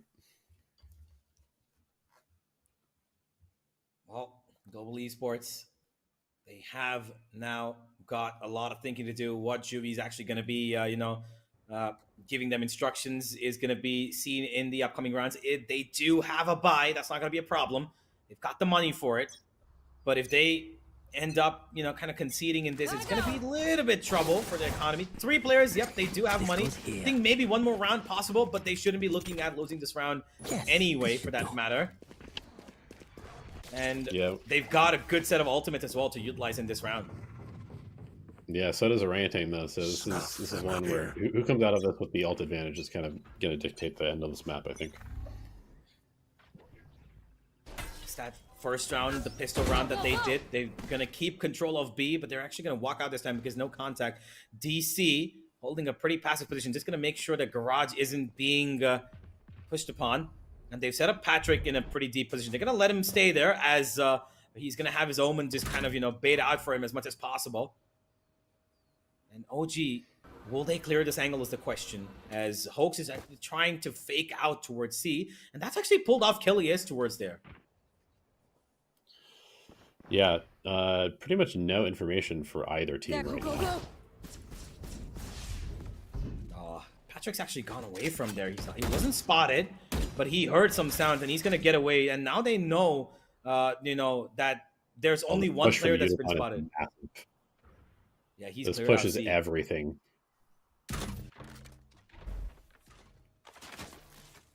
B seems to be the call. A right now is going to be where G currently sit, but OG, they will get the site pretty much for free. But here comes the ultimate, and now Patrick's job to actually get in and force them out of this.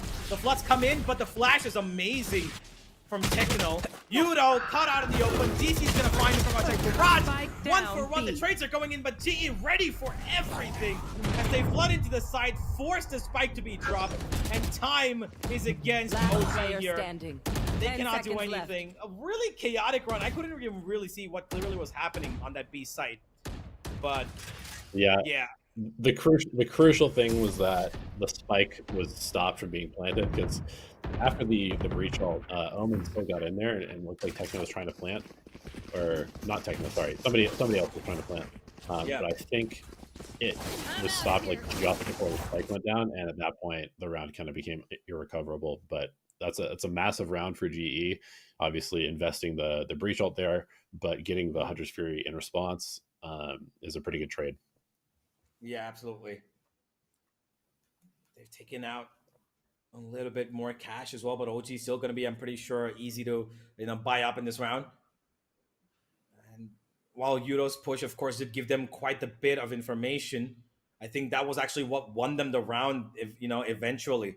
Because if he hadn't pushed out C, they would have still been confused about whether or not this is going to be, an open hit on any part of the map. But for now, it seems that OG have actually gotten the C side pretty convincingly. Udo's gone back, and he's going to wait for the flank to come in here. Aftershock to stop them, but it's not going to. Patrick's going to swing out, force them to, kind of go in towards Garage here. They clear out the left side, but the Rolling Thunder comes in to stop this flank. And OG now need to push in CT. Udo's going to get one, but that's the only trade. 4-man flank. Can they actually make this retake happen? Time is crazy. They need to get in, start the season here soon. Scanning ahead. Last player standing. DC caught in the outside position. He wasn't in the right angle. Incredibly patient there to make sure that they don't really lose players on that flank, because I feel like if they had lost Patrick Hu there, it would have been really difficult for them to actually flood into the side the way they did. Gotta go. That Yeah, fast absolutely. I lane mean, gave them everything. that is like vintage Patrick Hu right there. That's what we want to see from him more often. It's like really well controlled aggression. Like he's taking space from them. He's putting tons of pressure, but he's not going too far. And it's a really fine line to tread. And for an 18-year-old, it's definitely something that he's going to have to just like constantly work on this year. But that was a great example of what he can do as a player. Absolutely. Waiting for the camera to be popped in from DC, but it's not going to be the case. They're just going to walk out towards Garage. And it seems like they're going to set up Wenka to actually slide in, while GE have completely cleared off a main. Needs to get away. There comes the ultimate, but he's going to be caught out. Wenka too quick. That ult, man. Broken that indeed. ult, man. Just insta-gives him after the classic shot. All right, we're going to have to scrap for another one. Crystal's low, too. Not looking good for GE. Good decision for them to kind of wait out for Wenka's ult to actually kind of expire. Stun's going to hold them back just a little bit longer. Utility being put down here, but Wenka, he's been stunned. Default outside. Recon perfect. Techno's going to get a trade, though. Wenka still finds one. And GE just not in the right position to find those trades for themselves. Somehow Wenka was stunned, recon, and he still got away with one kill there. That was not supposed to happen. Yeah, great timing by Techno. I mean, he just hit the time perfectly, came out one tap, and that was kind of the round because he broke up the retake at just the perfect time. Well, listen. Yeah. I'll take a long map one. We need as much practice as we can get. We haven't trimmed for like 3 days because the guys have been moving to Korea. So, give us more rounds. Give us more rounds. Fair enough. We need to play as many rounds as possible. Get the nerves heated up. Make sure we're ready for the next couple of days as well.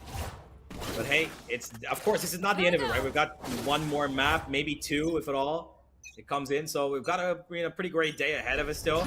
Once again, that A side going to be taken control of. The stun's going to deny OG any form of contact as they set up the op here. Oh, it's spotted, and that's going to give him a great piece of kill. He's going to take out DC, and that's going to bar any backlines being held by OG. Now the pushes can be done even more faster, and that's going to actually force OG to actually, run into the B side because they need now form of map control, having lost DC. And Wenka, a little too aggressive, but he's ready for it. Saw the knee. LES going to be taken out, and that's going to be the trade that they needed.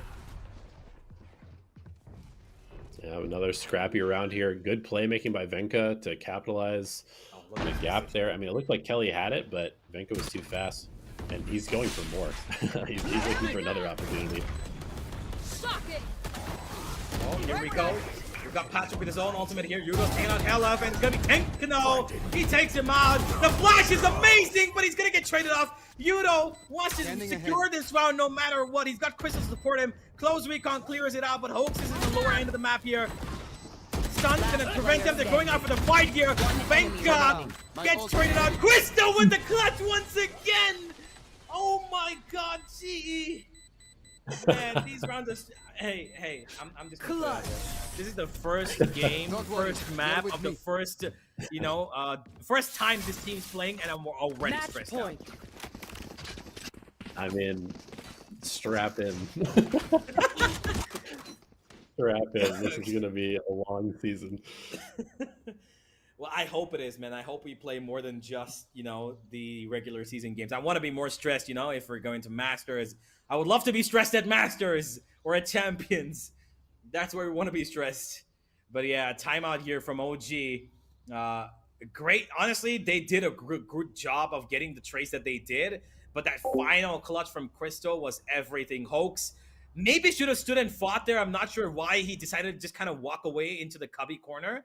And that kind of actually gave Crystal what he needed, the perfect fight against Wenka, and then a retreating Hoax that he killed off right in transition.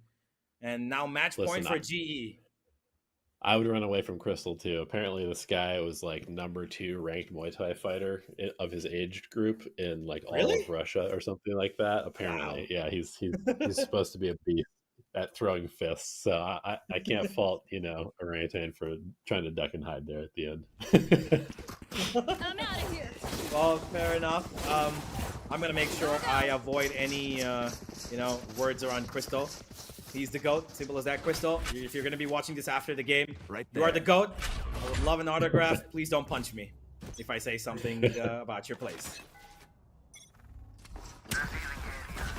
Interesting turnaround here. C side being pressured this time. And OG in a bit of a weird vibe. Of course, it is the last round. They didn't really have economy, and there's the first pick. Could be the beginning of the end. Spike's been picked up, but just about a second. Patrick could not manage that kill there, but that's forced OG to run into the A side, where they've got Uro and Poppy waiting for them. He's gonna be stunned. Gets away from it as well. Doesn't need to commit any shouted steps. Now he will. But OG really keen on pushing this corner, it seems. Yeah, this is a nice little call. Sort of like a forcing into a trap. Numbers advantage for GE is to close this one out. Yeah, Patrick was on the flank. As soon as the Neural revealed him, he decided to just trail back towards A-Link. But the spike is actually traveling towards C right now. They're going to just let DC do all the dirty work, but they've not spotted him. They've actually not spotted him. Yeah. He's gonna peek out. Oh my god, DC. Okay, I really didn't expect him to win that duel, but that makes it a 2v2. And it's gonna open up the C side. This confirms for GE that 100% is gonna be the A hit, but no, DC's gotten away, and Helif will get a free plant here. It's gonna be a retake on the opposite side of Haven for Global Esports to secure map 1. Yeah, all right, let's see. Kelly's and Crystal were the first sort of like duo that Juvenile and I made play together when we first started the team. They were like week 1. These guys were duo queuing, so let's see if they've got the magic. They do have a lot of util. They've got a bunch of stuff available for Kelly's. They've cleared off the site pretty much completely. So now this is confirmed either garage or long. The tap, making sure that they clear it. Cubby, stun from Helif. He's going to swing out of the back of that. It's going to be a 1v1 now. It's a Cypher against the Breach. The stun is perfect. It's not going to give him anything more. He can at least half defuse this. He's going to take the fight. Kelly's to clutch it out as the IGL secures 13 for GE. It came down all the way to the wire, but map 1, as long as it could be pulled, regulation was played out completely as Global Esports will secure Haven. Hey, let's go. We'll take our first official map win. It was not the cleanest game I've ever seen, but at the same time, it's still a W, and that means that we're up 1 map, which means that we have the opportunity to kind of close this one out as a clean 2-0. But I don't know. I mean, great game from Orangutan as well. Venka obviously stand out with the kills on the Neon, but overall, all of OG played quite well. Like I said, their proactivity was really nice. They were definitely catching GE sleeping quite a bit. And so I think we have to be ready for that going forward in the series. You know, can't sleep on this team at all. Absolutely. I think the, one of the biggest, things that you could take away from this game is even that when we looked at the scoreboard, right? You saw, there were G players at the top. Just Wenka, of course, he's on the top. The rest of the G team was actually doing well. But it goes to the fact to show that, the kills for the first, probably first 15 rounds were not as effective for Global Esports, whereas OG were really solidly playing as a team, at least in that first half. Even in the second, they set up Venka for great duels. He was doing all the brunt work for them, even though he actually had no first bloods in this game, which is kind of surprising to me. That's crazy. That's crazy. A lot of the work, of course, seems to be done by Techno and DC, the only players who actually gotten the first bloods for their team. But it's actually surprising when you look at the scoreboard, and if you didn't see the actual scoreline of the game, you would actually think that G won this on a more, stronger level. It seems like it will be a 13-7 game, considering they've got 4 players, getting the number of kills that they've gotten. Yeah, I mean, there were definitely quite a few mistakes from GE. Obviously, winning 16 out of the first duels and only winning 13 rounds is not great as far as the conversion goes. But I mean, it was just a good game back and forth. Lots of sort of like small moments and timings that were taken that pulled the momentum one way or the other. Right? We saw multiple thrifties. We saw a lot of good sort of rounds that were looking like they were going to go one way, and then one player would make a really nice play to pull it back the other way. So yeah, it makes me excited for map 2. I mean, it's going to be probably a similar type of game, right? Because Sunset is a very well-known map at this point. A lot of the comps are very similar. It's going to be another map where you got to default. And proactivity is very, very important to kind of like close the map down and make sure you've got the rotations in the right spot.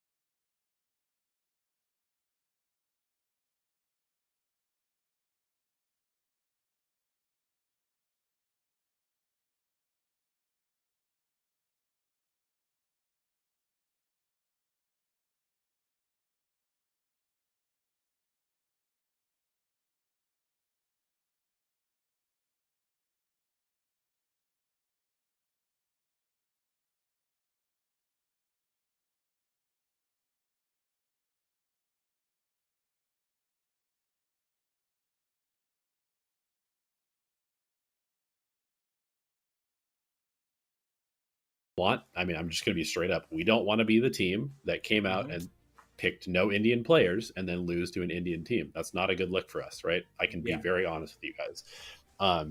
And so we, especially because we trialed Venka, we trialed Techno, right? Like we picked people over them, right, for this team. And so if they beat us, it's not a good look. Absolutely. And I can be honest about that. But at the same time, the results of this have zero bearing on what our year is going to be, right? Absolutely. And so every game is just an opportunity to learn and get better. Well, let's have a look and hear from the coach himself. Dewey, what are your thoughts about this game? Please tell us, what do you think? Yeah, man, it was obviously a close match. You know, first game jitters, stuff like that. But you know, dub's dub, bro. I don't really care how you get the dub as long as you win, bro. I'll tell you right now, when the record in the season, if we get a win, you know, 2-1, it's 16-18 every single match. You know, no one's gonna care as long as the record says W. Yeah, I agree. Yep. There were a lot of times though, we noticed that the team, even though they were getting the frags that they were supposed to, they were caught out in positions at times where OG kind of forcefully put them in. Did you expect them to be this proactive, be this aggressive, and kind of push you back? Yeah, I mean, I told you I watched their matches beforehand, and I mean they're obviously good, and they play the right way, they do the right things. Like I'm telling you, just from watching one Icebox, I can tell you that they're an organized team. Like whoever their coach is definitely understands the game, and they understand the game as a whole. But at the end of the day, yeah, man, like we talked about this already pregame. Jin G only beat R&T 13-10. So if we win this 13-11 at the end of the season, we make 2 Masters and a Champions. I'm good, bro. I don't care about the off season 13-11. You know. Fair enough. What did you say in that timeout? Because the switch got flipped a little bit after that one. To just play aggressive. Just stop being pussy. Stop being afraid to be aggressive. All right. I mean, it kind of worked out, didn't it? Yeah. We definitely started playing more confident. That last round was nice. That last time was okay. We called time. They had a timeout, right? So the right before then, I called to do the whatchamacallit play. Our slide play. We just call it that. That'll be the name of it. Whatchamacallit play. Yeah, I mean, I told you I'm bad with names, even strat names. They knew what I meant, and they ran it the right way. We did good. Everything worked out perfect. And so, yeah, it was good. All right. Well, we've got another map coming up, Sunset. Maybe they're going to be playing the Neon once again. I'm not quite sure. I'm just going to have a quick look at, what they have recently played. They've got an interesting comp there as well. I think actually it's a pretty much exact same comp. They're going to be playing the Breach, Neon, Cypher, Omen. So that's the last one they played in the previous tournament. And what do we expect? Are you ready for them to be the same proactive OG self, or are you guys going to try to push them back the same way? Well, first off, I don't trust anything you say anymore because you told me they play Fnatic comp and that was not Fnatic comp. Hey, But hey. no, in all reality, yeah, I expect them to play the same meta comp because that's that is the meta. And I think we're gonna be playing better this game. Like we started playing better towards the end of that match. They obviously had some nice clutches. We had a couple mistakes still. But I think we'll be playing better on the Sunset. And I think hopefully make the fans happy. Oh, we're waiting for the same as well. It has been a pretty close game so far. Tell me one good thing that you think OG have done that kind of you feel like threw the team off. What was the one good thing that OG did? Bro, I'll tell you right now, Hoax impressed the heck out of me. I thought Hoax was very good. He had a bunch of 2Ks. He seemed like he was hard to trade. He had some good util usage in general. So yeah, I think just in general, I mean, the talent is definitely there. I mean, Techno, Hoax, and Venka, I think are all really, really good players. And yeah, like they're like I said, their overall play style is what I feel like is quote unquote the correct way to play. Right. Tell Crystal, nice clutch. Yeah, nice clutch. He saved us. He saved us there, bro. He saved. Not gonna lie, he saved us. Hopefully, these kind of situations don't pop up too often. We're gonna need one player to stand up and clutch. But Elevate, we spoke about this as well. There was a lot of the rounds were not particularly clean. Because they were caught out in positions where OG were peeking out at the right time to actually find them off guard. Like for example, that round just before when Juvenile called out the timeout, when I think it was Patrick as well as Crystal who were caught off guard on Heaven with Venka taking that double kill. A lot of these times, Patrick also went without checking corners. So what are some things that you saw in this game that you think need to be fixed, apart from, of course, the corner checking? That's for me. You're elevated. And that's for elevated. Yeah, elevated. Okay. Yeah, I mean, honestly, listen, I kept saying this during the cast. Patrick, who is he's a noob. He's an absolute noob, and he's gonna have to make a bunch of mistakes and learn from them. And that's just how it is. Like we saw some moments of brilliance from him as well. His movement is so crazy on the neon. He's doing a lot of crazy things for us, and he's fearless no matter what. Sometimes he's too fearless, and he's got to figure out where that line is. Coach, we spoke about this, Juvie, as well, right? When we were having a conversation, you told me that Patrick, he's got that potential, but slight bit of tweaks here and there. Have you got somebody in game, like, kind of who's looking after him? Have you, told somebody like Poppy or Crystal, you know what, just kind of, just stay along with him, be a buddy system for him? Or is Patrick allowed to do what he wants and he kind of tell the team? It's a little bit of Cali sort of directing him, and then in general, like this goes for anybody on any team. Like you follow the blue-haired character, just stay next to the blue-haired character. Where he goes, you go, and that goes for our entire team. And that's how the scaling, trading, all that stuff needs to work. But yeah, it was not clean play. But at the end of the day, like I said, man, like a dub's a dub. Though I honestly do not care if it was 13-11 or 13-3. It makes no difference to me. Fair enough. All right. And now that we're heading on to Sunset, are you confident that you're going to finish this off a 2-0? Or are we going to see Pearl? Do you want to see Pearl? 2-0. I think it's going to 2-0.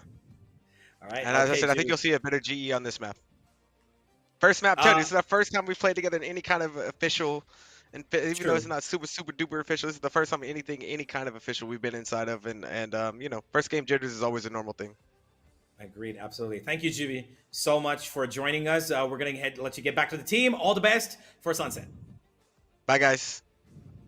See ya.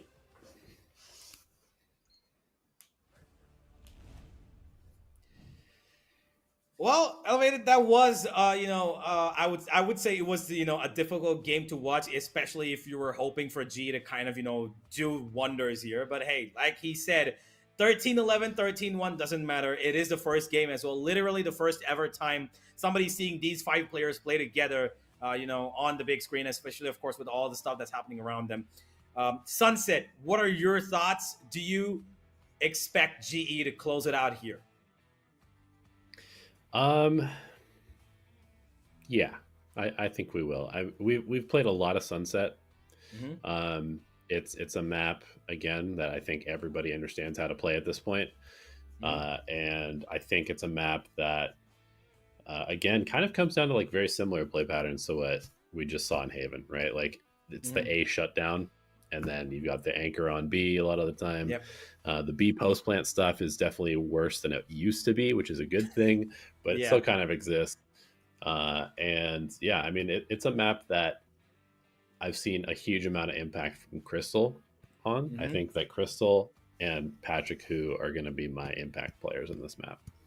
Well, we're gonna find out, ladies and gentlemen. We're heading into sunset in just a couple of seconds. The agent select's gonna be coming up as we speak, because we're gonna see if OG are they gonna stick true to their word as they did before. Because last time they've played, hey, in my defense, they've played that Fnatic comp quite a few times. All right, I didn't know they're gonna be throwing a curveball. Right, could be maybe here. Let's find out. Let's head into the agent select. What have OG got in store for us here? I think it's going to be another mirror match, to be honest. Although maybe we'll see the KO instead of the breach. Mm-hmm. But They did I think play it's the going to be breach a in the mirror match previous again. iteration. I mean, Yeah, they've I messed mean, around. it's just They've messed around with the KO, but the breach is the most recent. And I think Hello's probably gonna go for the breach itself. yeah. I mean, it's just a good comp on the map. Obviously, Neon's crazy, and Breach is a good enabler. So it was a good enabler for Neon as well. And then Omen and Cypher are just the best in slot in their particular roles. I think that again, like most meta comps, there's ways to attack this, but when you have a Neon that's in the current state, I mean, I personally, I like broken things. I think it's fun to play around with them in the meta, but when you've got a really strong character, you should just run the character a lot of the time. Absolutely. What do you feel about ISO? Do you feel like ISO is still kind of viable, or is he kind of just kind of washed into the background? He had a really small meta era. Now he's he's kind of being picked a little more or less. What do you feel about ISO? So I think the main thing is that every agent is viable in certain situations. I just think that what you give up by playing an ISO currently is too much on most maps. Okay. And it's one of those agents where like you literally need to be dropping 30 kills currently. In the current state of the agent in the meta, you have to get 30 kills on ISO. Otherwise, I'd rather play a different agent. Fair enough. Well, we're heading into sunset, and you just mentioned about that B site change, right? You saw the post plant has become a lot more worse, which is a good thing.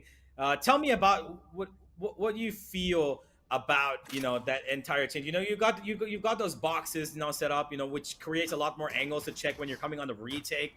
And stuff like that. The plant has been made a little bit easier. It's a little more, safer to get that plant down every time when you want to go to default. When it first came out, when you first saw it, what was your initial thought? What did you think about how could it be played around? Is it more defensive friendly or is it more attack friendly still? It's definitely defensive friendly, just because the attackers have to plant in a worse spot, and they're incentivized to play more on site, which on this map in the current meta is not great because you just get absolutely annihilated by utility when people retake. I think that, I mean, it's good. I kind of don't like this map, if I'm being honest. Like at first I like this map quite a bit, but now I feel like it's getting a little bit stale and the play patterns are not that fun. I think that middle is kind of useless a lot of the time. And I like, basically here's the thing. If you see a team constantly splitting through market, they're probably going to lose the map, is basically what I've come to realize. If a team is constantly splitting through market, they're probably getting rolled. And so yeah, it's really like all about how you play around like the B main and A main control, and then utilize mid to some extent, but you can't rely on mid too much. Do you feel like the current comp that both these teams are playing? You're the one who has a look at the win rate percentage. Have you seen any other comp be good at this map except for what we're seeing right now? What would you tweak or change in these 5 agents? So I haven't looked at win rates since the Neon buffs, and that's sort of like the big gravitational pull in the meta right now. Okay.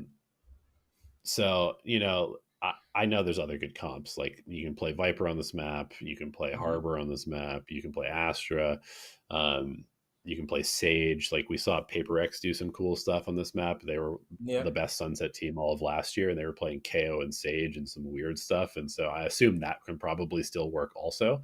But the main thing is that I think Raze is probably in the weakest state she's ever been in, and Neon is in the strongest state she's ever been in. And both agents are very good on a map like this, where the utility can like take up a huge chunk of the mains, and get value a lot of the time that you throw it. But yeah, I mean, there's dude, there's there's so many possibilities on every map because there's so many pieces that you can use. Like, I would love to see some team run Yoru on this map. I'd love to see some Chamber on this map. I'd love to see again some Viper. Like, we haven't seen Viper in a while. I feel like Viper's really kind of fallen out of the meta, even though she's not that bad. And you know, Astra get a 5th star, so Astra's got to be good now.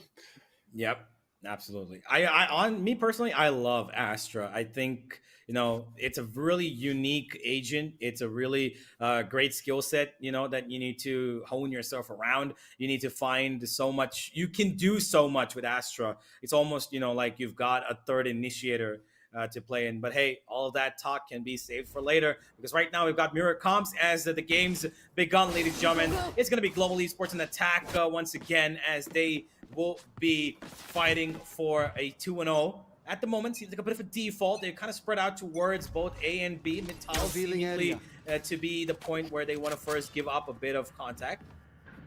Recon from Crystal towards B-main does give in a bit of sound cue. Shock Dart. That's just good about touch DC. Brings him down to 80. Softens him up a bit, but that market push coming in, and they're going to run straight in. Oh my god. Okay, that's just happened. All right, the counter stun from Helef was absolutely maniacal. It got everybody, and the rest was just hoax to get a 3K for clean. Like I said, I'm gonna repeat this hopefully never again while GE is playing. If a team is constantly splitting through market, they're probably not going to win this map.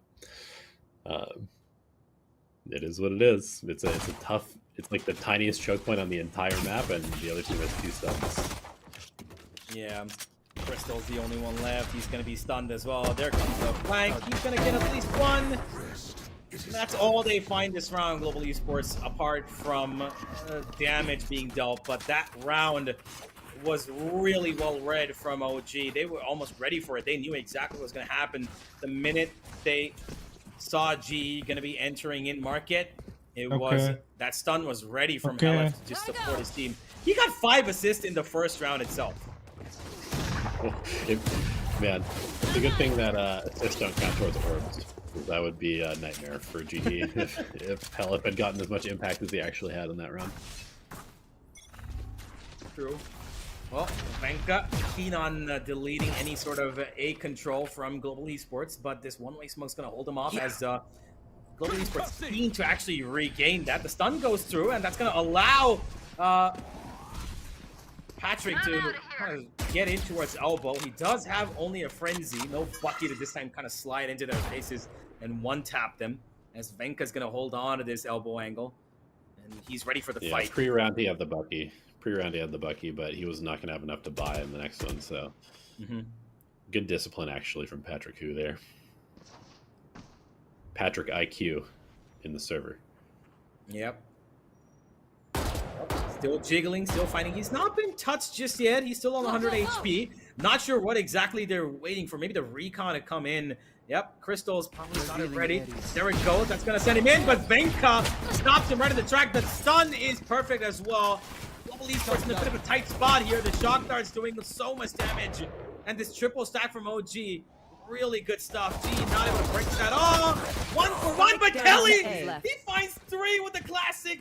He's going to be able to pick it up. No, he's not going to be able to pick it up. It's going to be Helef to secure the round. My God. Came a little too close for OG there. Kelly did God's work with that 3K. Yeah, we call those good damage round. Good damage round for GE. Okay, give me this. You know, there must be a percentage, like, you know, above which. How many players do you need to get in an eco to call it, you know, it's a good round? Botting if you don't win it. I usually feel like 3. I feel like 3 kills, but it kind of depends on the other team's buy, right? Because if they're doing a buy that doesn't have like 5 rifles, then sometimes they can just pick it up and it doesn't really matter. Yeah. But on defense, usually teams are buying all the way up, and so if you can kill 3, it's pretty good. Esports once again pressuring that mid region as OG kind of crawl in towards A main here. They've got Yudo waiting for them. He's got his tripwire set up as well, which he did retreat right before seeing that shock dart come in.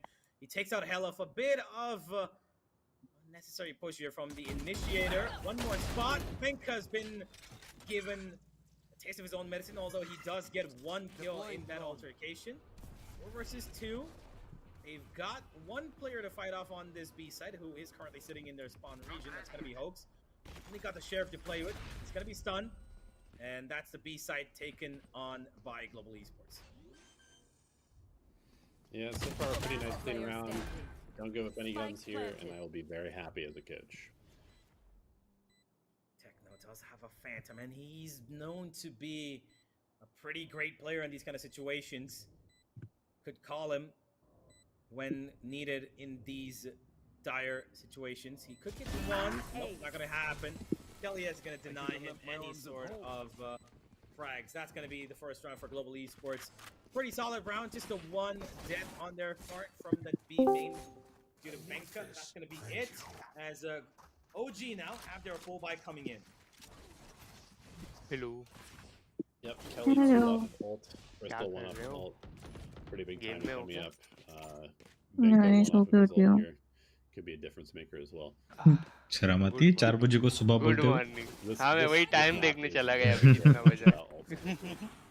शरामती 4 बजे को सुबह बोलते हुए नहीं तो फिर ठीक है शर्म नहीं आती तो क्या बोल सकते हैं बंदे को भाई अरे मेरे को 9-10 बजे नींद हो गया था पूरा अगर मेरा मन नहीं था उठने का तो मैं नहीं उठी तो करते क्या हो ये 5-6 घंटे फिर और सो ली ये एक बार उठने के बाद फिर से नींद कैसे आता है और वो भी पूरा सोने के बाद। उसके लिए टैलेंट चाहिए होता है वाह क्या टैलेंट है Space to work with as GE has taken the spike towards A. What exactly is the plan? OG now going on exploring and Yudo blocked one in the face and Killian gets the other. And instantly GE now have gotten a 3v5 man advantage. Don't weekly points update हुए उधर जरा देखना It's a nice little default there from GE.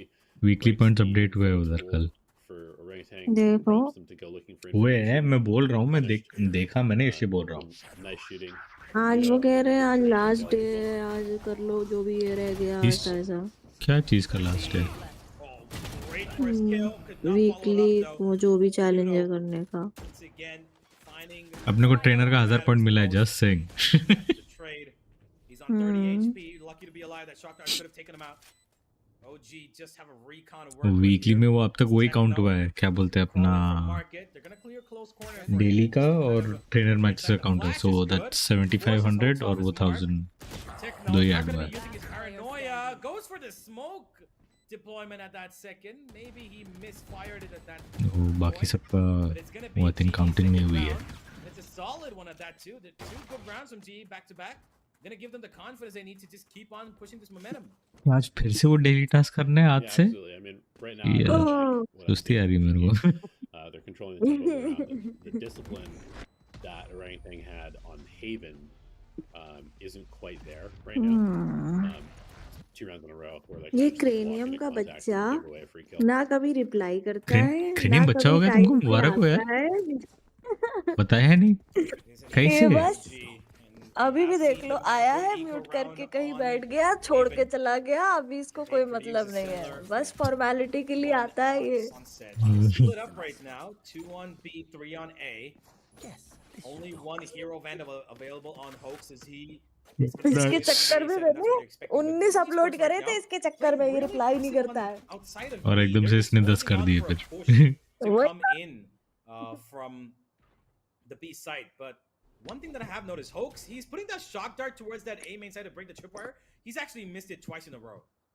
पता नहीं कौन होगा top पे probably a good adaptation for ultimate तो टॉप पे रहेगी वो तो गारंटीड है आज सबसे कंफर्मेशन ले रहा है कौन कितने जीता कौन कितने हारा ना अब क्या कर भाई पागल पागल है क्या ये लोग हाँ ना good contact though. तुमने देखा नहीं हमारे ग्रुप में करना का मैसेज पड़ा हुआ है तुम लोग दोनों जीते कि दोनों हारे क्या ना तुम लोग क्या कर रहे हो हम उनको बैठ के बता रहे हैं ये सब तो उनका क्या काम है ये शेखर को बोलना ये सब क्या एक हारे एक जीते लिख रहा है दोनों लिख देता। हाँ दोनों लिख वही देता। ना, वो लोग का काम है देखने का भाई। अभी अभी डिलीट कर और तू लिख दे भाई। लीडर कौन है? हाँ जैक लीडर है ना, तू डिलीट कर हाँ दे और डॉन तू लिख दे, दोनों जीते। रुको रुको करता हूँ। हाँ डिलीट कर, डॉन लिख दे, दोनों जीते। फिर वो लोग को देखने दे क्या बोलते हैं। What is क्योंकि that? अरे मैं भाई डिलीट नहीं कर इस- सकता मैसेज। Cosmetics. अबे यार ये son, शेखर come को on now. बुलाओ यार कोई। रिपोर्ट कर सकता हूँ सिर्फ मैसेज को। रिपोर्ट कर दो शेखर को, ये हमारे टीममेट नहीं है। इम्पोस्टर है भाई, ये इम्पोस्टर। साफ साफ पाला हुआ है हमने। बात सर वाला। स्क्रीनशॉट अपलोड किए, ये किए वो किए, सब हो गया। अभी पूछ रहे कौन कितना जीता, तुम जीते कि हारे? ये क्या बकचोद। Ranking has none. So, like I said, बहुत अच्छा स्टैंडिंग क्या है? मैनेजमेंट है। 50 है कि क्या है? I'm happy to क्या? trade a Rolling Thunder. अपना स्टैंडिंग क्या है अभी? 50 इतना अपलोड किया, कुछ मिला कि नहीं हम लोग को फिर ऐसा आया? वो काउंट कर रहे हैं वो लोग बैठ के अभी। एप्रिशिएशन आज काउंटिंग चल पोस्ट तो रही है। चाहिए भाई, एप्रिशिएशन पोस्ट तो चाहिए भाई, जग मार के। आई थिंक तुम्हारा नाम आएगा मोस्ट इम्प्रूव्ड में ये वीक में। हाँ मेरा हाँ अल्ले, I think should be on top. मेरा अभी तक तो P1 पे ही अटका है भाई। नहीं वो लास्ट वीक पे था ना। अभी भाई D1 से D1 आया है और तुम मार मार के आए हो D1 पे। तुम्हारा KD ऑब्वियसली बड़ा है। मार मार के हार रहा भी हूँ, मार मार के। अरे वो मेरा अलग पूरा बात है।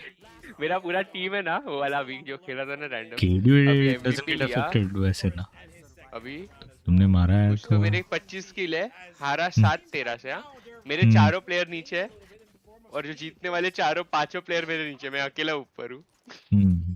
Yeah, Ripley, तब तुम खाना खाओ, आज मैं ऊपर, आज तुम नीचे। playing, we're controlling the यार एक डॉन आई थिंक 1v1 वापस वाला सो जाओ तुम। even ranking. वही। That's the one that highly suggest. is going on right now. मैंने और एस ले लिया बाय द वे, और चाहिए तुम लोग को बोलो। यार मैं हाँ बहुत अगले एस हफ्ते के ले लिए रहा हूँ अगले हफ्ते के आजकल। लिए बचा के रखो। अगर बहुत एस टास्क ले रहा हूँ मिल रहे आजकल। तो Aside from हाँ पता चला आज मीटिंग जब भी आज मीटिंग का कुछ मैसेज आया है क्या? नहीं हम लोग को पता ही नहीं चलता भाई, ये मीटिंग का एंड मोमेंट पे आके बोल देता है आज मीटिंग है, फिर हम नहीं रहते, फिर सुनाते हैं हम लोग को भाई।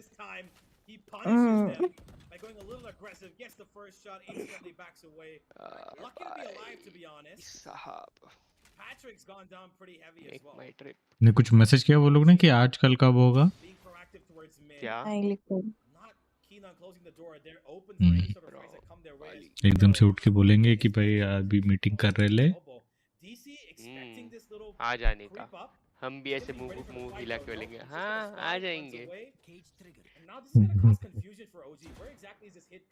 हाँ। Not really. And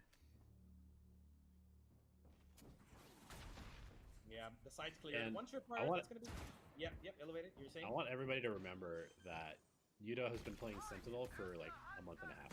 He's never played it before. He's been pretty much a duelist for his entire duration in China, and now he's having a role change as well. So he's settling into that. Techno breaks the trip, gets a flash down as well, cannot follow it up as quickly as he would have wanted it to. Crystal regains his vision right before Techno could actually take him out. And that's left Hellas alone. खेलोगे? Kelly will secure that as GE flying away with these rounds right now. मेरे को 2 game चाहिए flat आने के लिए। Oh my god. तो win streak पे है डॉन 6 की। क्या बोल रहे हैं? ओ ले ये विन स्ट्रिक पे है डॉन। ये तो बहुत रेयर नजारा है। 6 तक तो हो जाता है, उसके बाद नहीं होता। देखते हो 10 हो जाएगा तो सीधा इंस्टेंट अपलोड करने का उसी दिन ही। No risk. अच्छा सुनो, वो देखो जरा क्या नाम है, ट्रैकर में दिखाता है क्या कितना विन स्ट्रीक था, ऐसा ऐसा करके कुछ तो हाँ दिखता है। दिखता है। विन स्ट्रिक नहीं दिखता but it will show your matches results daily के हिसाब से, उसमें वो आ जाता है। तो even if in a daily match अगर 2 दिन से तुम 4 जीते फिर 2 जीते तो इट मेरी विल बात बी सुनो, 6 विन छोड़ो वो स्ट्रीक। सब, मेरी बात अरे मैं सुनो। बता रहा हूँ ट्रैकर इसने में 9 कैसे की होता है। स्ट्रीक करी थी, इसने 9 की स्ट्रीक करी थी, हमने बोल दिया कि 10 की थी क्रेनियम की। हमने नहीं, आपने बोला, हमको मत अभी हो घसीटो। बोल दिया इक्वली बोल दिया तो बोल दिया अभी खत्म थी 10 की थी हाँ, स्ट्रिक 10 की 10 थी तो की थी। थी जिस हिसाब से 10 ये लोग की अभी थी तो थी सबसे इंडिविजुअली पूछ रहे हैं ना, अरे ये हुआ वो हुआ, बोलने का हाँ दिया ना, उधर जाके ढूंढो अभी। अब क्या हम बार हाँ बार वही तुम्हारे और अभी मैं इतना गेम खेलूंगा कॉम्पी के ना वो लोग को स्ट्रीक ही नहीं पता चलेगी किधर है ट्रैकर बोलेगा भाई हम लोग इतना ट्रैक नहीं करते ट्रैकर ज्यादा ट्रैक नहीं करता ना पीछे के गेम्स की सब करता है हाँ, पूरा करता है, तुम्हारा पूरा कुंडली निकालेगा ट्रैकर। नहीं चाहिए ना यही कुंडली राइट को बैन देना चाहिए भाई पूरा एक शुरुआत लिमिट से तक दिखेगा। चाहिए एक लिमिट राइट तक को बैन देना चाहिए। एक लिमिट तक चाहिए भाई hoping for OG to make another mistake, push up another player up front, seeing where Wenka is going to be peeking out from because he's been doing that for 2-3 rounds. Yeah, let's see if Global Esports is just Singh मेरा आज का एक content already हो रहा है। have it coming into the round. इसको content as use कर सकता हो क्या? पता To be नहीं। honest है ना मैं डेली टास्क करना भूल जाता हूँ आजकल Don't really pay attention to very closely, so hopefully somebody on ऐसा the याद team ही has नहीं called that होता out. कल का डेली टास्क था क्या कुछ Otherwise, कुछ नहीं। नहीं था कल का।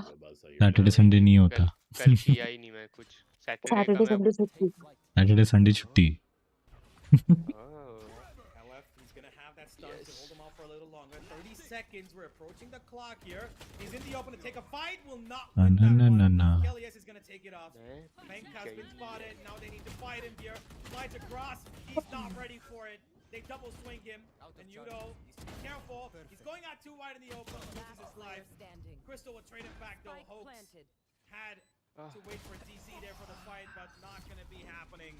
Once again, OG, there are little cracks that usually come up about when they play these kind of games, which are, turning out to be longer than usual.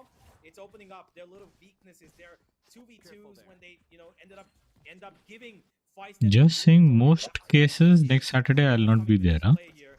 90%. Saturday के match. Definitely, GE is sort of winning like the micro decision battle right now. A lot of their मेरे को उस दिन tag मत करना। Tag करके मेरे को नहीं पूछना सैटरडे के दिन जैक किधर हो। किया तो भी इग्नोर कर देने जैसे ये करता रहता है हमेशा क्रेनियम। कौन क्रेनियम वही सजेस्ट कर रहा है जो खुद करता है। ऐसा ट्रिक्स नहीं बोलने का।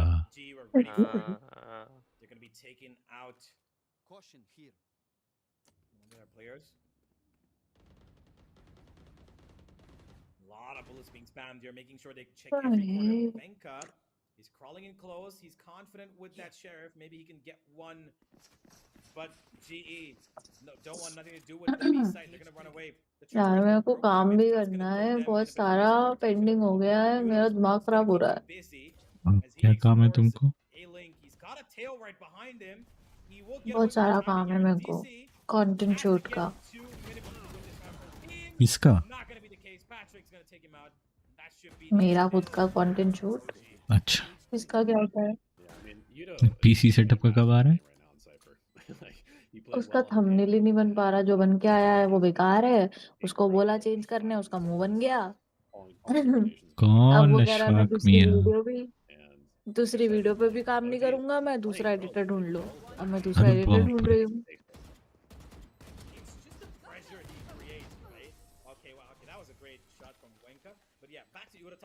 It's the pressure he creates by just being alive, breaking those tripwires, putting down a cage, and just making sure that OG feel okay. You know what? There's somebody on mid. We cannot go there without utility, or somebody peeking out with me. We cannot take the fight one-on-one. Singapore में ये लोग का 60-70 क्यों आ रहा है ping? Company ने इसे क्यों निकाला ना, सब समझ में आ रहा है। बता क्यों ऐसे निकाला? कोई करता है क्या? कंपनी में इसको लगवा रही थी टीएससी वाली में, उसने क्यों निकाला समझ में आ रहा है भाई। ऐसे कौन काम करवा लेगा बताओ? टीएससी का किसने निकाला? बॉस ने उसके। अच्छा, ऐसे कौन काम टीएससी करवा लेगा वर्क्स फॉर बताओ? पेंटा ना।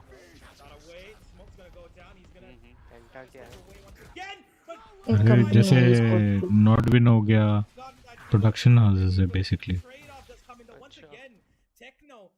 Not win, penta, TC, production houses है ना for gaming. He's still holding on. Should have actually gotten that kill as Crystal actually just went away towards elbow. Now GE keen on pushing on towards CT. Venka's coming the flank. Crystal ready for it. And he not at all professional, पता नहीं क्या scene है उसका। जरा सा कुछ भी बोल दो चेंजेस करना नहीं है, कोई चीज पसंद ना आए तो भी एक्सेप्ट नहीं करना है कि दोबारा सही कर दूं ना।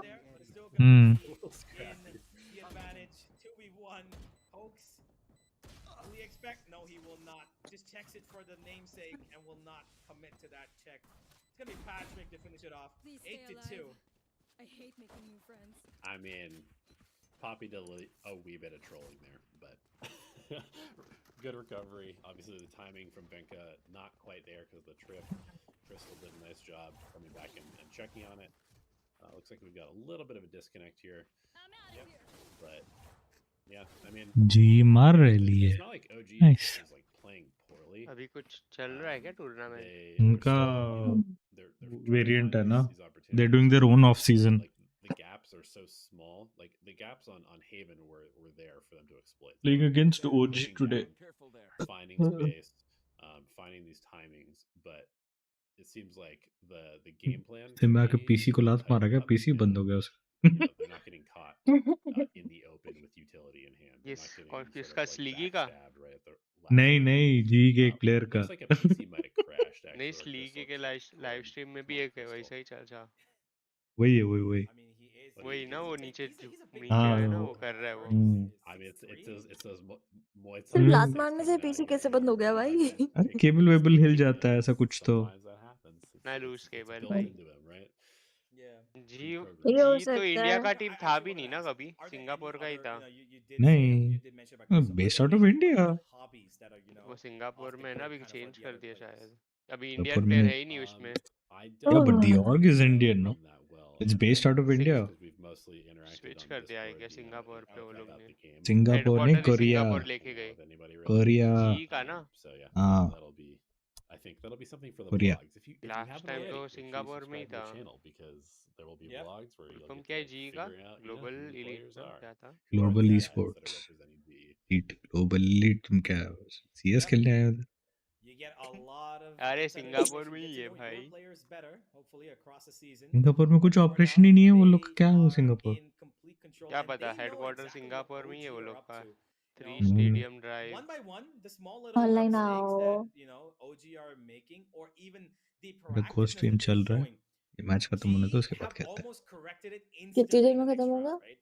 8-2 When they चल pushed रहा up B, next round they 1-2 instantly shut it down. है। Even on A 8-2 when they were trying to take control. 8-2 अच्छा। Very next round, they sent in a little bit of passiveness and then took control on contact. Found perfect timings to take out. अभी वो comeback करेंगे, अब उनका फिर इतना बढ़ जाएगा, बहुत देर लगेगी। क्या क्या? अभी वो दूसरी टीम कमबैक करेगी थोड़ा। नहीं नहीं, 8-2 है आगे वाले शेरिफ पे, तो 9-2 इजी। Yeah, I mean, फिर उसके बाद तो सेकंड वो मिलेगा 9-3 ना हो सकता हाफ। है ज्यादा, फिर अरे इजी है, हो जाएगा। सेकंड हाफ में उन्हें ट्राई वो मौका नहीं मिलेगा डिफेंडिंग अटैकिंग जो भी चेंज होगी तब। हाँ but actively to that proactivity. Yeah. And so it's making it really hard because this is a map and specifically a comp where it's very hard not to play aggressive. बेचारे का पूरा PC बंद हो गया, फिर restart किया पूरा उसने। So you have to be proactively doing things all the time. And 70 ping कैसे आ रहा है ये लोग को कोरिया में बैठ के सिंगापुर पे? correct reactions about like when you should be aggressive and when you should play passive and how to like win that information game. You can GWR लिखो उधर, GWR लिखो। sort of what we're seeing right now, where GE just like Go has that tempo game down really well, and OG's kind of playing into their hands a lot. Yeah, exactly. Well, we're back into the game, ladies and gentlemen. Crystal is back. He has restored his PC. As once again, that beat side going to be... Oh, okay. OG pushing in from mid here. The counter stun is perfect to hold Wenka off. Aftershock as well. Drone going to be making sure that it spots him first. And now they're just going to have to fight this together as a 5. Wenka's not connecting anything, but GE together. Whoa. What a hold off. Once again, just sitting in their spawn, waiting for OG to make their movements. And they're absolutely on point, reading this, ready for everything. भाई नियम का क्या एक jump pick रहता है भाई उतना speed में? I like the idea. क्या ही मारेगा वो बंदा जंप पिक में वो स्पीड पे? That stun was really good, but GE, the counter utility they dropped in elevated was really, really well timed and well thought out. Yeah, this has been actually kind of a masterclass from Kelly. He had a bit of a rough map, like dragging wise. I thought his falling was pretty good overall, but this map, he's been a wizard so far. 9 to 10 2 कर दो, easy हो जाएगा, जल्दी जीतेंगे please. Thank you. Yeah, the vision's there, the ideas are there, the execution's just falling a little short of its distance that it needs to be on. It is 9-2, and we're heading into probably 10-2 territory by the way, you know, everything's going. GE have got two great ults as well. One of them is gonna probably, you know, throw things into overdrive. Let's see. They're now looking to probably execute mid themselves. Deep Recon gonna set up Patrick on towards tiles. They're gonna break that door. Keep things alive, but Venka, he's gotten in close. They've not spotted him just yet. He's holding a bit of an off angle. Now he gets one, but he's alone. I'm not sure why Hoax didn't choose to peek with him there. I know exactly where. The trade potential was almost zero. Hoax is kind of in the back line. Not ready to take him on at all. And that's given GE ample amount of information. चलो मैं आया थोड़े time में Diff in this round. एक game के बाद एक दो गेम के बाद खेल रहे तुम? हाँ दूसरे ने बुलाया मेरे को. डॉन ने पहले पूछा, जवाब नहीं दिया. Very nice. देख रहे डॉन? डॉन का गोल्ड अकाउंट है, मैं डायमंड पे हूँ अभी फिलहाल. मेरे को नहीं पता, हम लोग भी किसी तरह एडजस्ट करके खेलते हैं. फिर भी हम लोग एडजस्ट करते हैं, इसको एडजस्ट नहीं करने का. देख रहे डॉन? अरे वो लोग असेंडेंट पे लोग. हाँ ठीक है डॉन, देख लो. नहीं सुन रही है. डॉन कारे चली गई है. डॉन कारे चली गई है. Bye bye. नहीं ये क्या बोल बड़बड़ा रहा रहे है हो तुम लोग? मैं तो डायमंड हूँ, मैं डॉन के साथ कैसे खेलूं? दूसरी आईडी से बोलता है नहीं मैं तो असेंडेंट के साथ खेलूंगा अभी. ठीक है, मैं तुम्हें दे दूंगी मेरी दूसरी आईडी, खेलो उससे. नहीं मैं आता हूँ थोड़ा, मेरे को भाई ने बुलाया है. देख रहे हो इसको उसे? नहीं खेलना है तुम्हारे साथ. समझ लो डॉन, इतना ही है और कुछ नहीं है. हाँ अरे मैं आहूँ ना, मैं प्रॉमिस करता हूँ ना, हम आज फ्लैट पे पहुँच के रहेंगे. अगर जैक ने हराया तो मैं हूँ. तो है ना, मुझे स्ट्रीक में छोड़नी है. What do you mean Jack ने हराया? नहीं तोड़ेंगे, अगले हफ्ते का टास्क हो जाएगा. हाँ ये हफ्ते का मतलब क्या? हमारा कितना स्ट्रीक का दिया? मेरा दिया या फिर किसका दिया है? तुम लोग का भी था ना? तुम्हारा तो दिया है. 5-3 का भी था ना? 5 के लिए किसका दिया? 5 का. 7 का था हमारा. हाँ तो 7 का दे सकते हैं ना? नहीं तो जब 3 मैंने का कहा दो. मैंने 10 का दे दिया तुम्हारा, तुम्हें समझ नहीं आता है क्या? अच्छा मतलब सिर्फ एक ही दे सकते हैं क्या? हाँ हाँ मेरे को मल्टीपल दे सकते हैं. 5 जन का 5-5. हाँ नहीं, ऐसे ही करेंगे. हम हैक्स यूज करेंगे भाई, हैक्स. तो हमने साथ में ही खेला है, ऐसा थोड़े अलग अलग खेला है. ये बात भूलना मत तुम. हाँ वही, मैं तो भूल ही नहीं रहा अगर भाई. वो लोग ने What is ट्रैकर पे this? जाके देखा क्रेनियम ने किसके साथ खेला. That would be a GG हाँ, then. इतना देख रहे हैं वो. कितने सारे 20 टीम है, 20 में 5-5 बंदे हैं. बताओ इतने सारे लोगों का एक एक प्लेयर चेक करेंगे क्या वो जाके? हाँ तो बट घंटा कर रहे हैं वो. इफ 20 टीम्स में से 10 कंसेक्यूटिव विंस मुश्किल से 5 टीम के पास होगी. बराबर 20 के 20 टीम्स के पास तो 10 कंसेक्यूटिव विंस नहीं होगी. चलो मैं आता हूँ. जाओ मत खेलो डॉन के साथ. तो कोई बात नहीं, समझ लो डॉन आ तुम रहा हूँ भी. आ रहा हूँ. नहीं डॉन है भाई, प्रायोरिटी है. आ रहा हूँ मैं. सेकंड प्रायोरिटी थर्ड प्रायोरिटी है बस. सेकंड प्रायोरिटी होती है भाई, सेकंड थर्ड नहीं होती. नहीं प्रायोरिटी डॉन इज देखो देखो फर्स्ट. क्या बुला रहा है. सेकंड थर्ड नहीं होता. अलग थोड़े कह रहा है, जो दिख रहा है वही तो बोल रहा है. करेंगे कोई बात नहीं होता है. नहीं वो कभी नहीं आता खेलने, पता है? कौन? यही जैक ना, पता है मेरे को. कौन? जैक पता है मेरे को, आता ही नहीं है कभी खेलने भाई. हो गया अभी जैक. It's a time. बस मेरी कैट मुझे पे अटैक. मेरी बिल्ली मुझे क्या? तड़ाओ. It's all confirmed. One ये by बॉक्स one, नस पे MGA is gonna classic go से down बॉल पे 0 as Global Esports is patient in that last little second there. For screen you share to करो make ना. sure that A main is controlled, gave them the site and of course the round as well. Yeah, just really nice control, like you said, by GE. That's one of the situations where if you get a little bit too ahead of yourself and you give away one kill, you absolutely lose the pistol on the retake. Yep. Because like that initial trade of utility was really good from OG. They totally stopped the retake initially, but GE played that super patiently, didn't kind of get pressured by the spike timer, and was able to just kind of like pick apart the 3-10 हो गया. players on OG. Good stuff overall, and now they're going for a bit of a exploratory mission towards B main.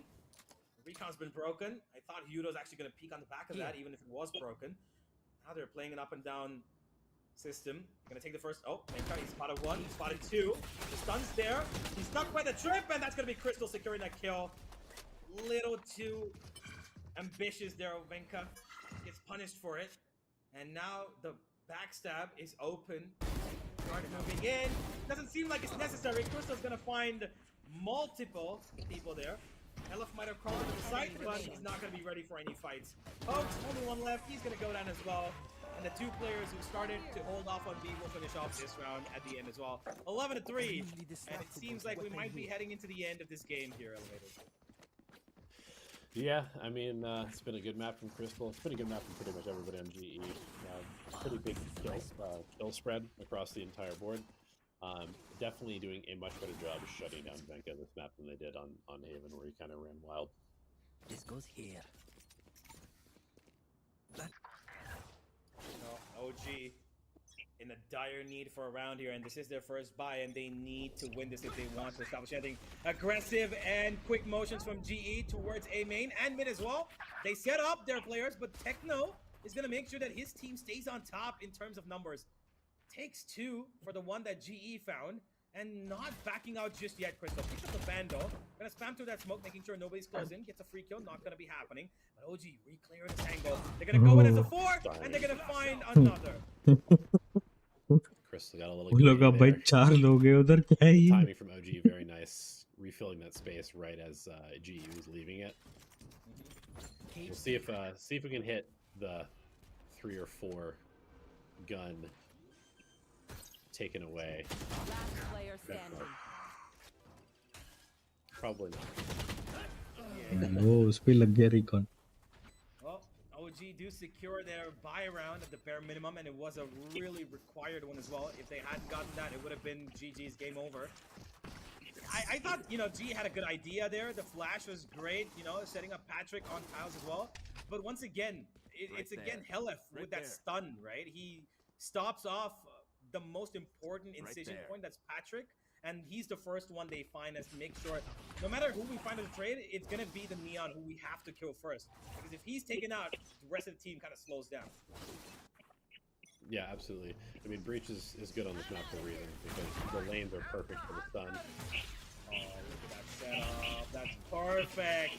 Crystal getting absolutely a free murder, and he gets away with it as well. The number of stuns across that A main allows him to make full use of that Hunter's Fury.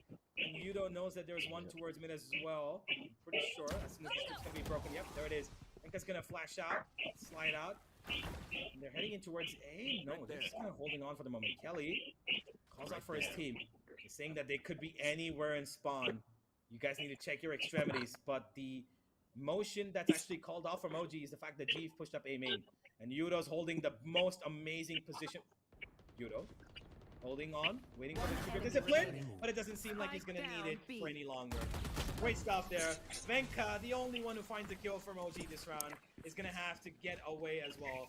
12-4, and this might just be the end of the first series of this face-off Global Esports event. Yeah, a little too confident that Sova's not going to turn around there from Yudo for my taste. Yeah, I would like swear. to keep him on my screen at the very least. But to be fair, my eyebrows just went straight up. I'm like, okay, then we're doing this already. And then, all right. Yeah.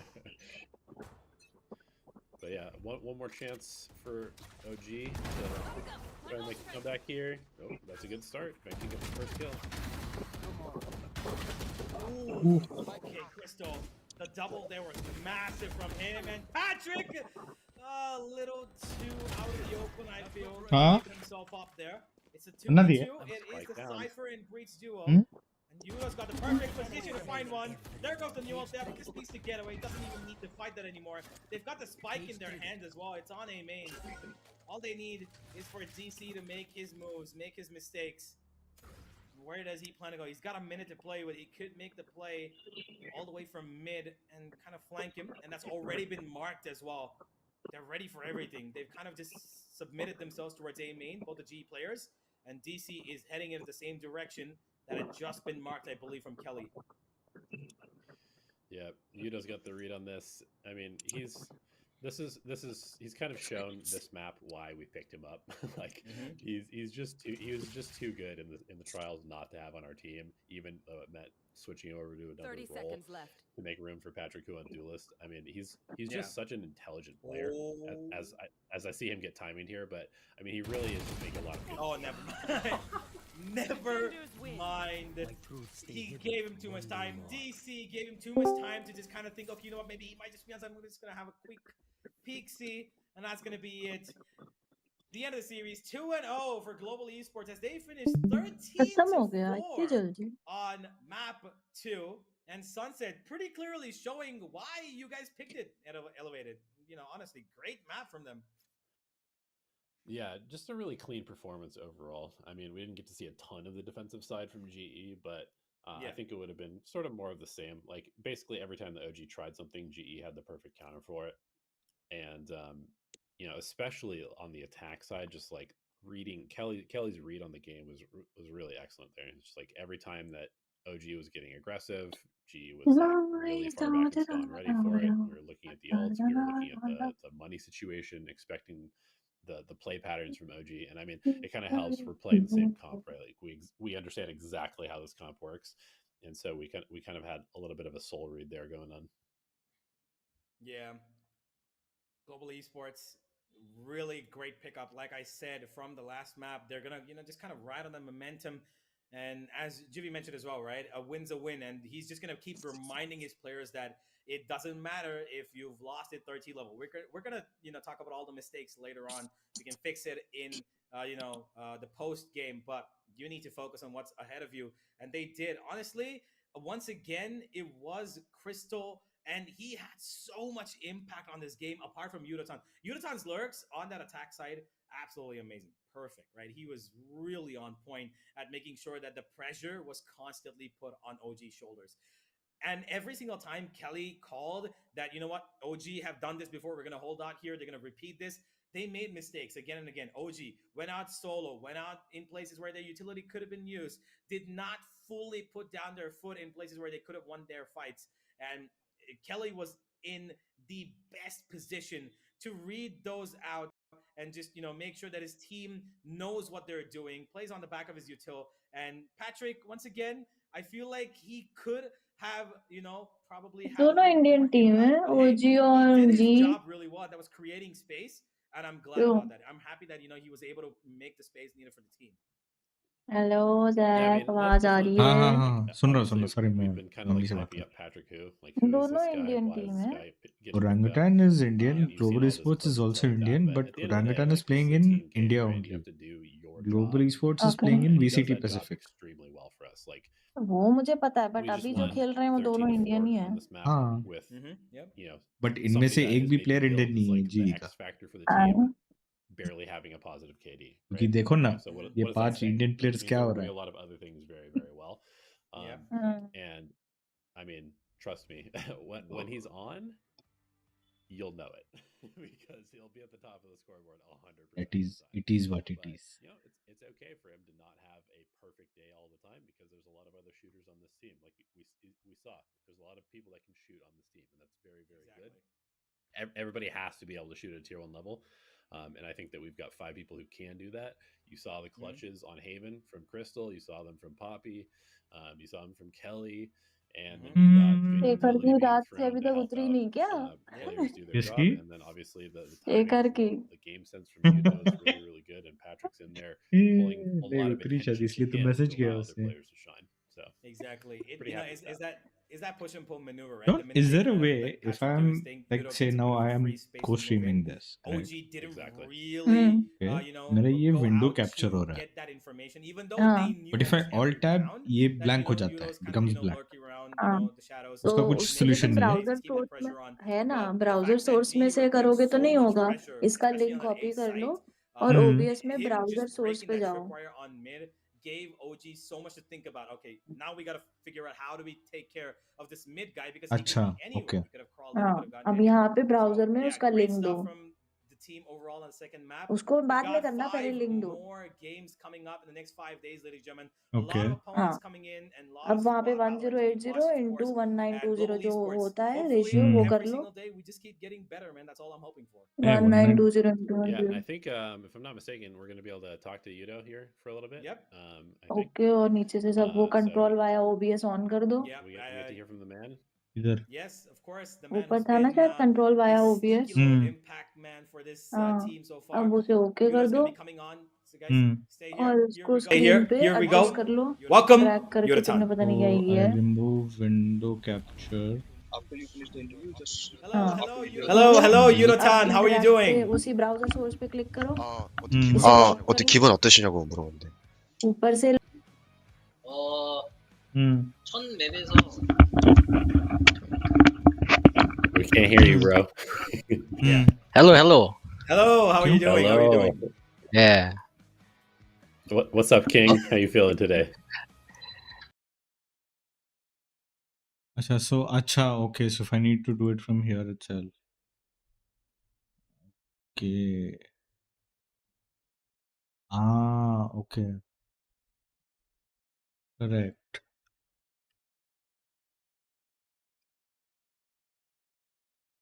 Okay, okay.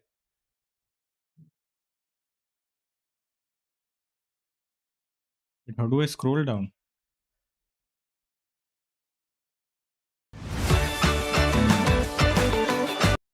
तो मेरे को desktop audio mute करना पड़ेगा ना, क्योंकि इसका अलग audio है.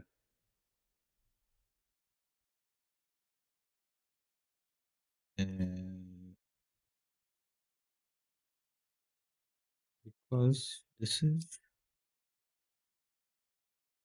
ब्राउजर का अलग ऑडियो आ गया ना, वही तो कह रहा हूँ मैं.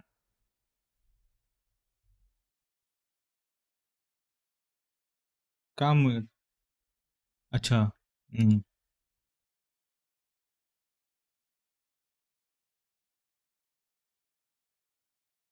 हम्म.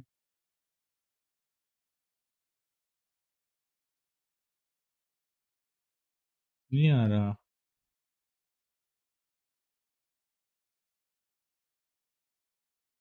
Control audio via OBS.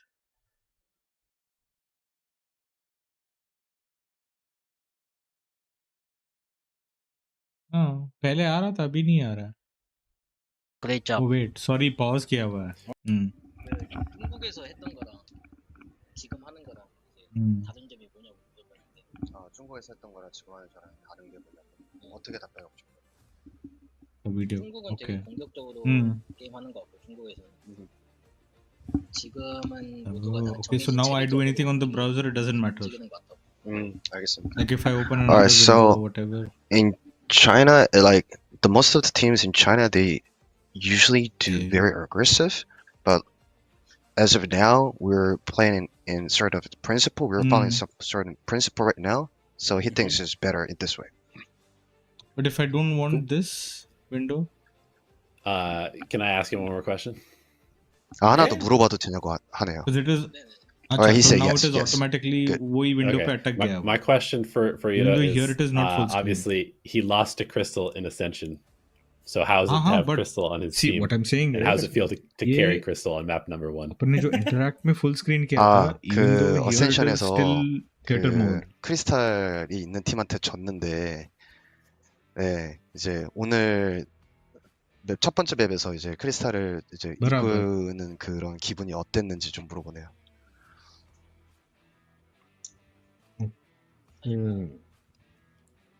지금 당장이라도 지금 Now it's only picking up the browser audio and my mic here. Yes, because desktop audio mute. 같이 열심히 으쌰으쌰 하고 같이 게임을 해보니까 Very 이제 interesting. 별 다른 건 없더라고. 아, 별 다른 건 없다. 팀에서 이제 세컨드 콜 같은 걸 잘해줘가지고 네. 게임하기 편한 것 같아요. 아, 그러니까 세컨튼 콜이라는 So 게 every 좀 time I need to IGL 다음에 게임에 change the link 아, here. Yes. 알겠습니다. So I think it does not change a lot of things, but still he's a good member of our team. He does a lot of second call, which is very good for him to get a lot of information in the game. So he thinks is very cool to be with him in our team, in the same team. Nice. Awesome. I have one more question for him. He was playing duelist for most of his time in China, and now he's had a role change. He's playing the Cypher, and he's only played it for a short time. How has the change been for him? Is he already feeling that he can do this better? 그 중국에 있을 때 I would 타격대로 either have 계속 to delete it from 플레이를 here या फिर 하셨잖아요. interact में 근데 जाके 이제 이 짧은 시간 I 동안 can close that browser तो ये 타격대 automatically बंद हो जाएगा, correct? 이제 롤 체인징을 좀 했었어야 되는데 지금 뭐 अच्छा, 기분은 어떻고 okay. 좀이 तो मतलब इसको 어떤 बार-बार 멘탈 좀 delete 잘 करना है, 잡아올 수 add 있었던 करते रहना है 것 इसको. 같은지 물어보네요.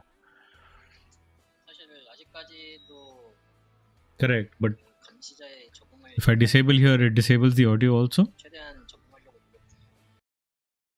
No. हाँ, 상황으로 correct, 봤을 때는 correct, correct. 저에게는 그나마 총 쓸 수 सही है, 있는 आज 기회가 कुछ नया 그나마 सीखा. 있는 것 같아서 좋은 것 같아요. 알겠습니다. So he's actually getting hang of things as playing Cypher, and he's doing he's putting most of his effort on this playing this kind of Cypher things, and he feels good about it playing Cypher. Most इसको likely, सबसे yeah. ऊपर रखना पड़ता है All right, to nice. Elevated, you have any be question? visible. Last question? वरना ये आता ही नहीं Are इधर. you gonna have a celebratory dinner, and what are you gonna eat tonight? 아, 오늘 저녁 어떤 거 드시는지. 케밥이긴 하거든요. 케밥 먹는답니다. 케밥. All right, so we're gonna go for kebab. Yeah. Nice. Before he goes, Very good. anything he wants to say to the fans who are watching him right now? 아, 그리고 팬들한테 이제 하고 싶은 말씀.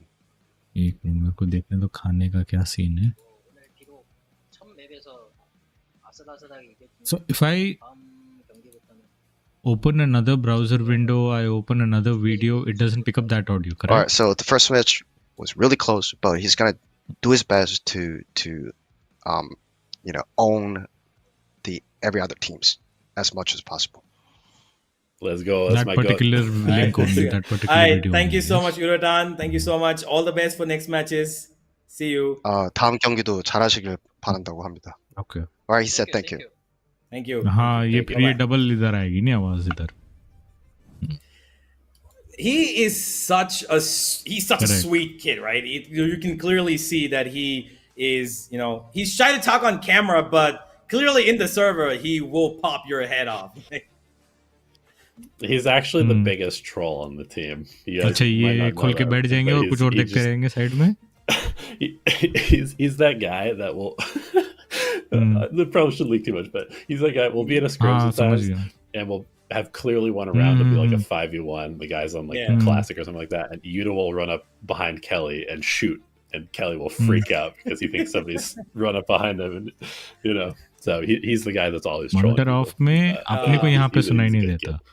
I mean, But public I को really सुनाई wish they we रहा है. can see that side of his personality, and hopefully we're able to capture it in the videos that we वो have for पता the है मेरे team को. coming up in the week. So if you want to see the वो- troll Yurotan, you guys need to subscribe, watch every single thing that comes up. But hey, ladies and gentlemen, we've spoken to the player who did have a great impact on this game. But Let's you're not talk to the speaking, coach, then shall we? Who kind of पता क्या? orchestrated the confidence for his team right before they settled in.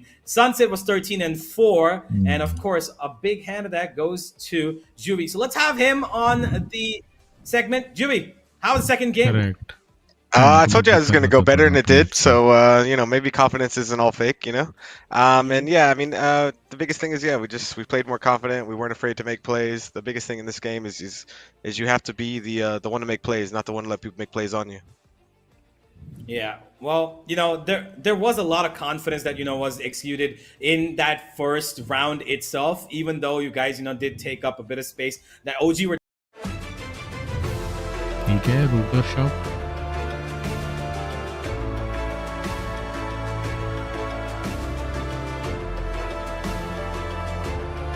ज़्यादा फर्क नहीं है 100-200 का फर्क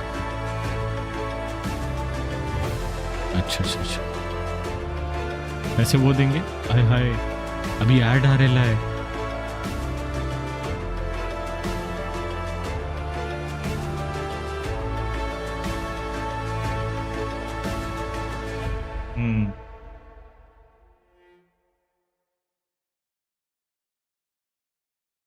How proud of Kelly are you? I mean, I was proud. I felt like a proud Yeah. father. I was like, he's reading this game perfectly right now. Yeah, he did really good, and Wait, that's something इधर he's तो going to नहीं keep आ getting रहा better है at as he sort of gets an idea of how अच्छा वो I उधर think the जा game रहा should be है played, how we think the game should be played. And he's getting better every day. Like look at we talked about Friday, I think, or Thursday. It was. better putting it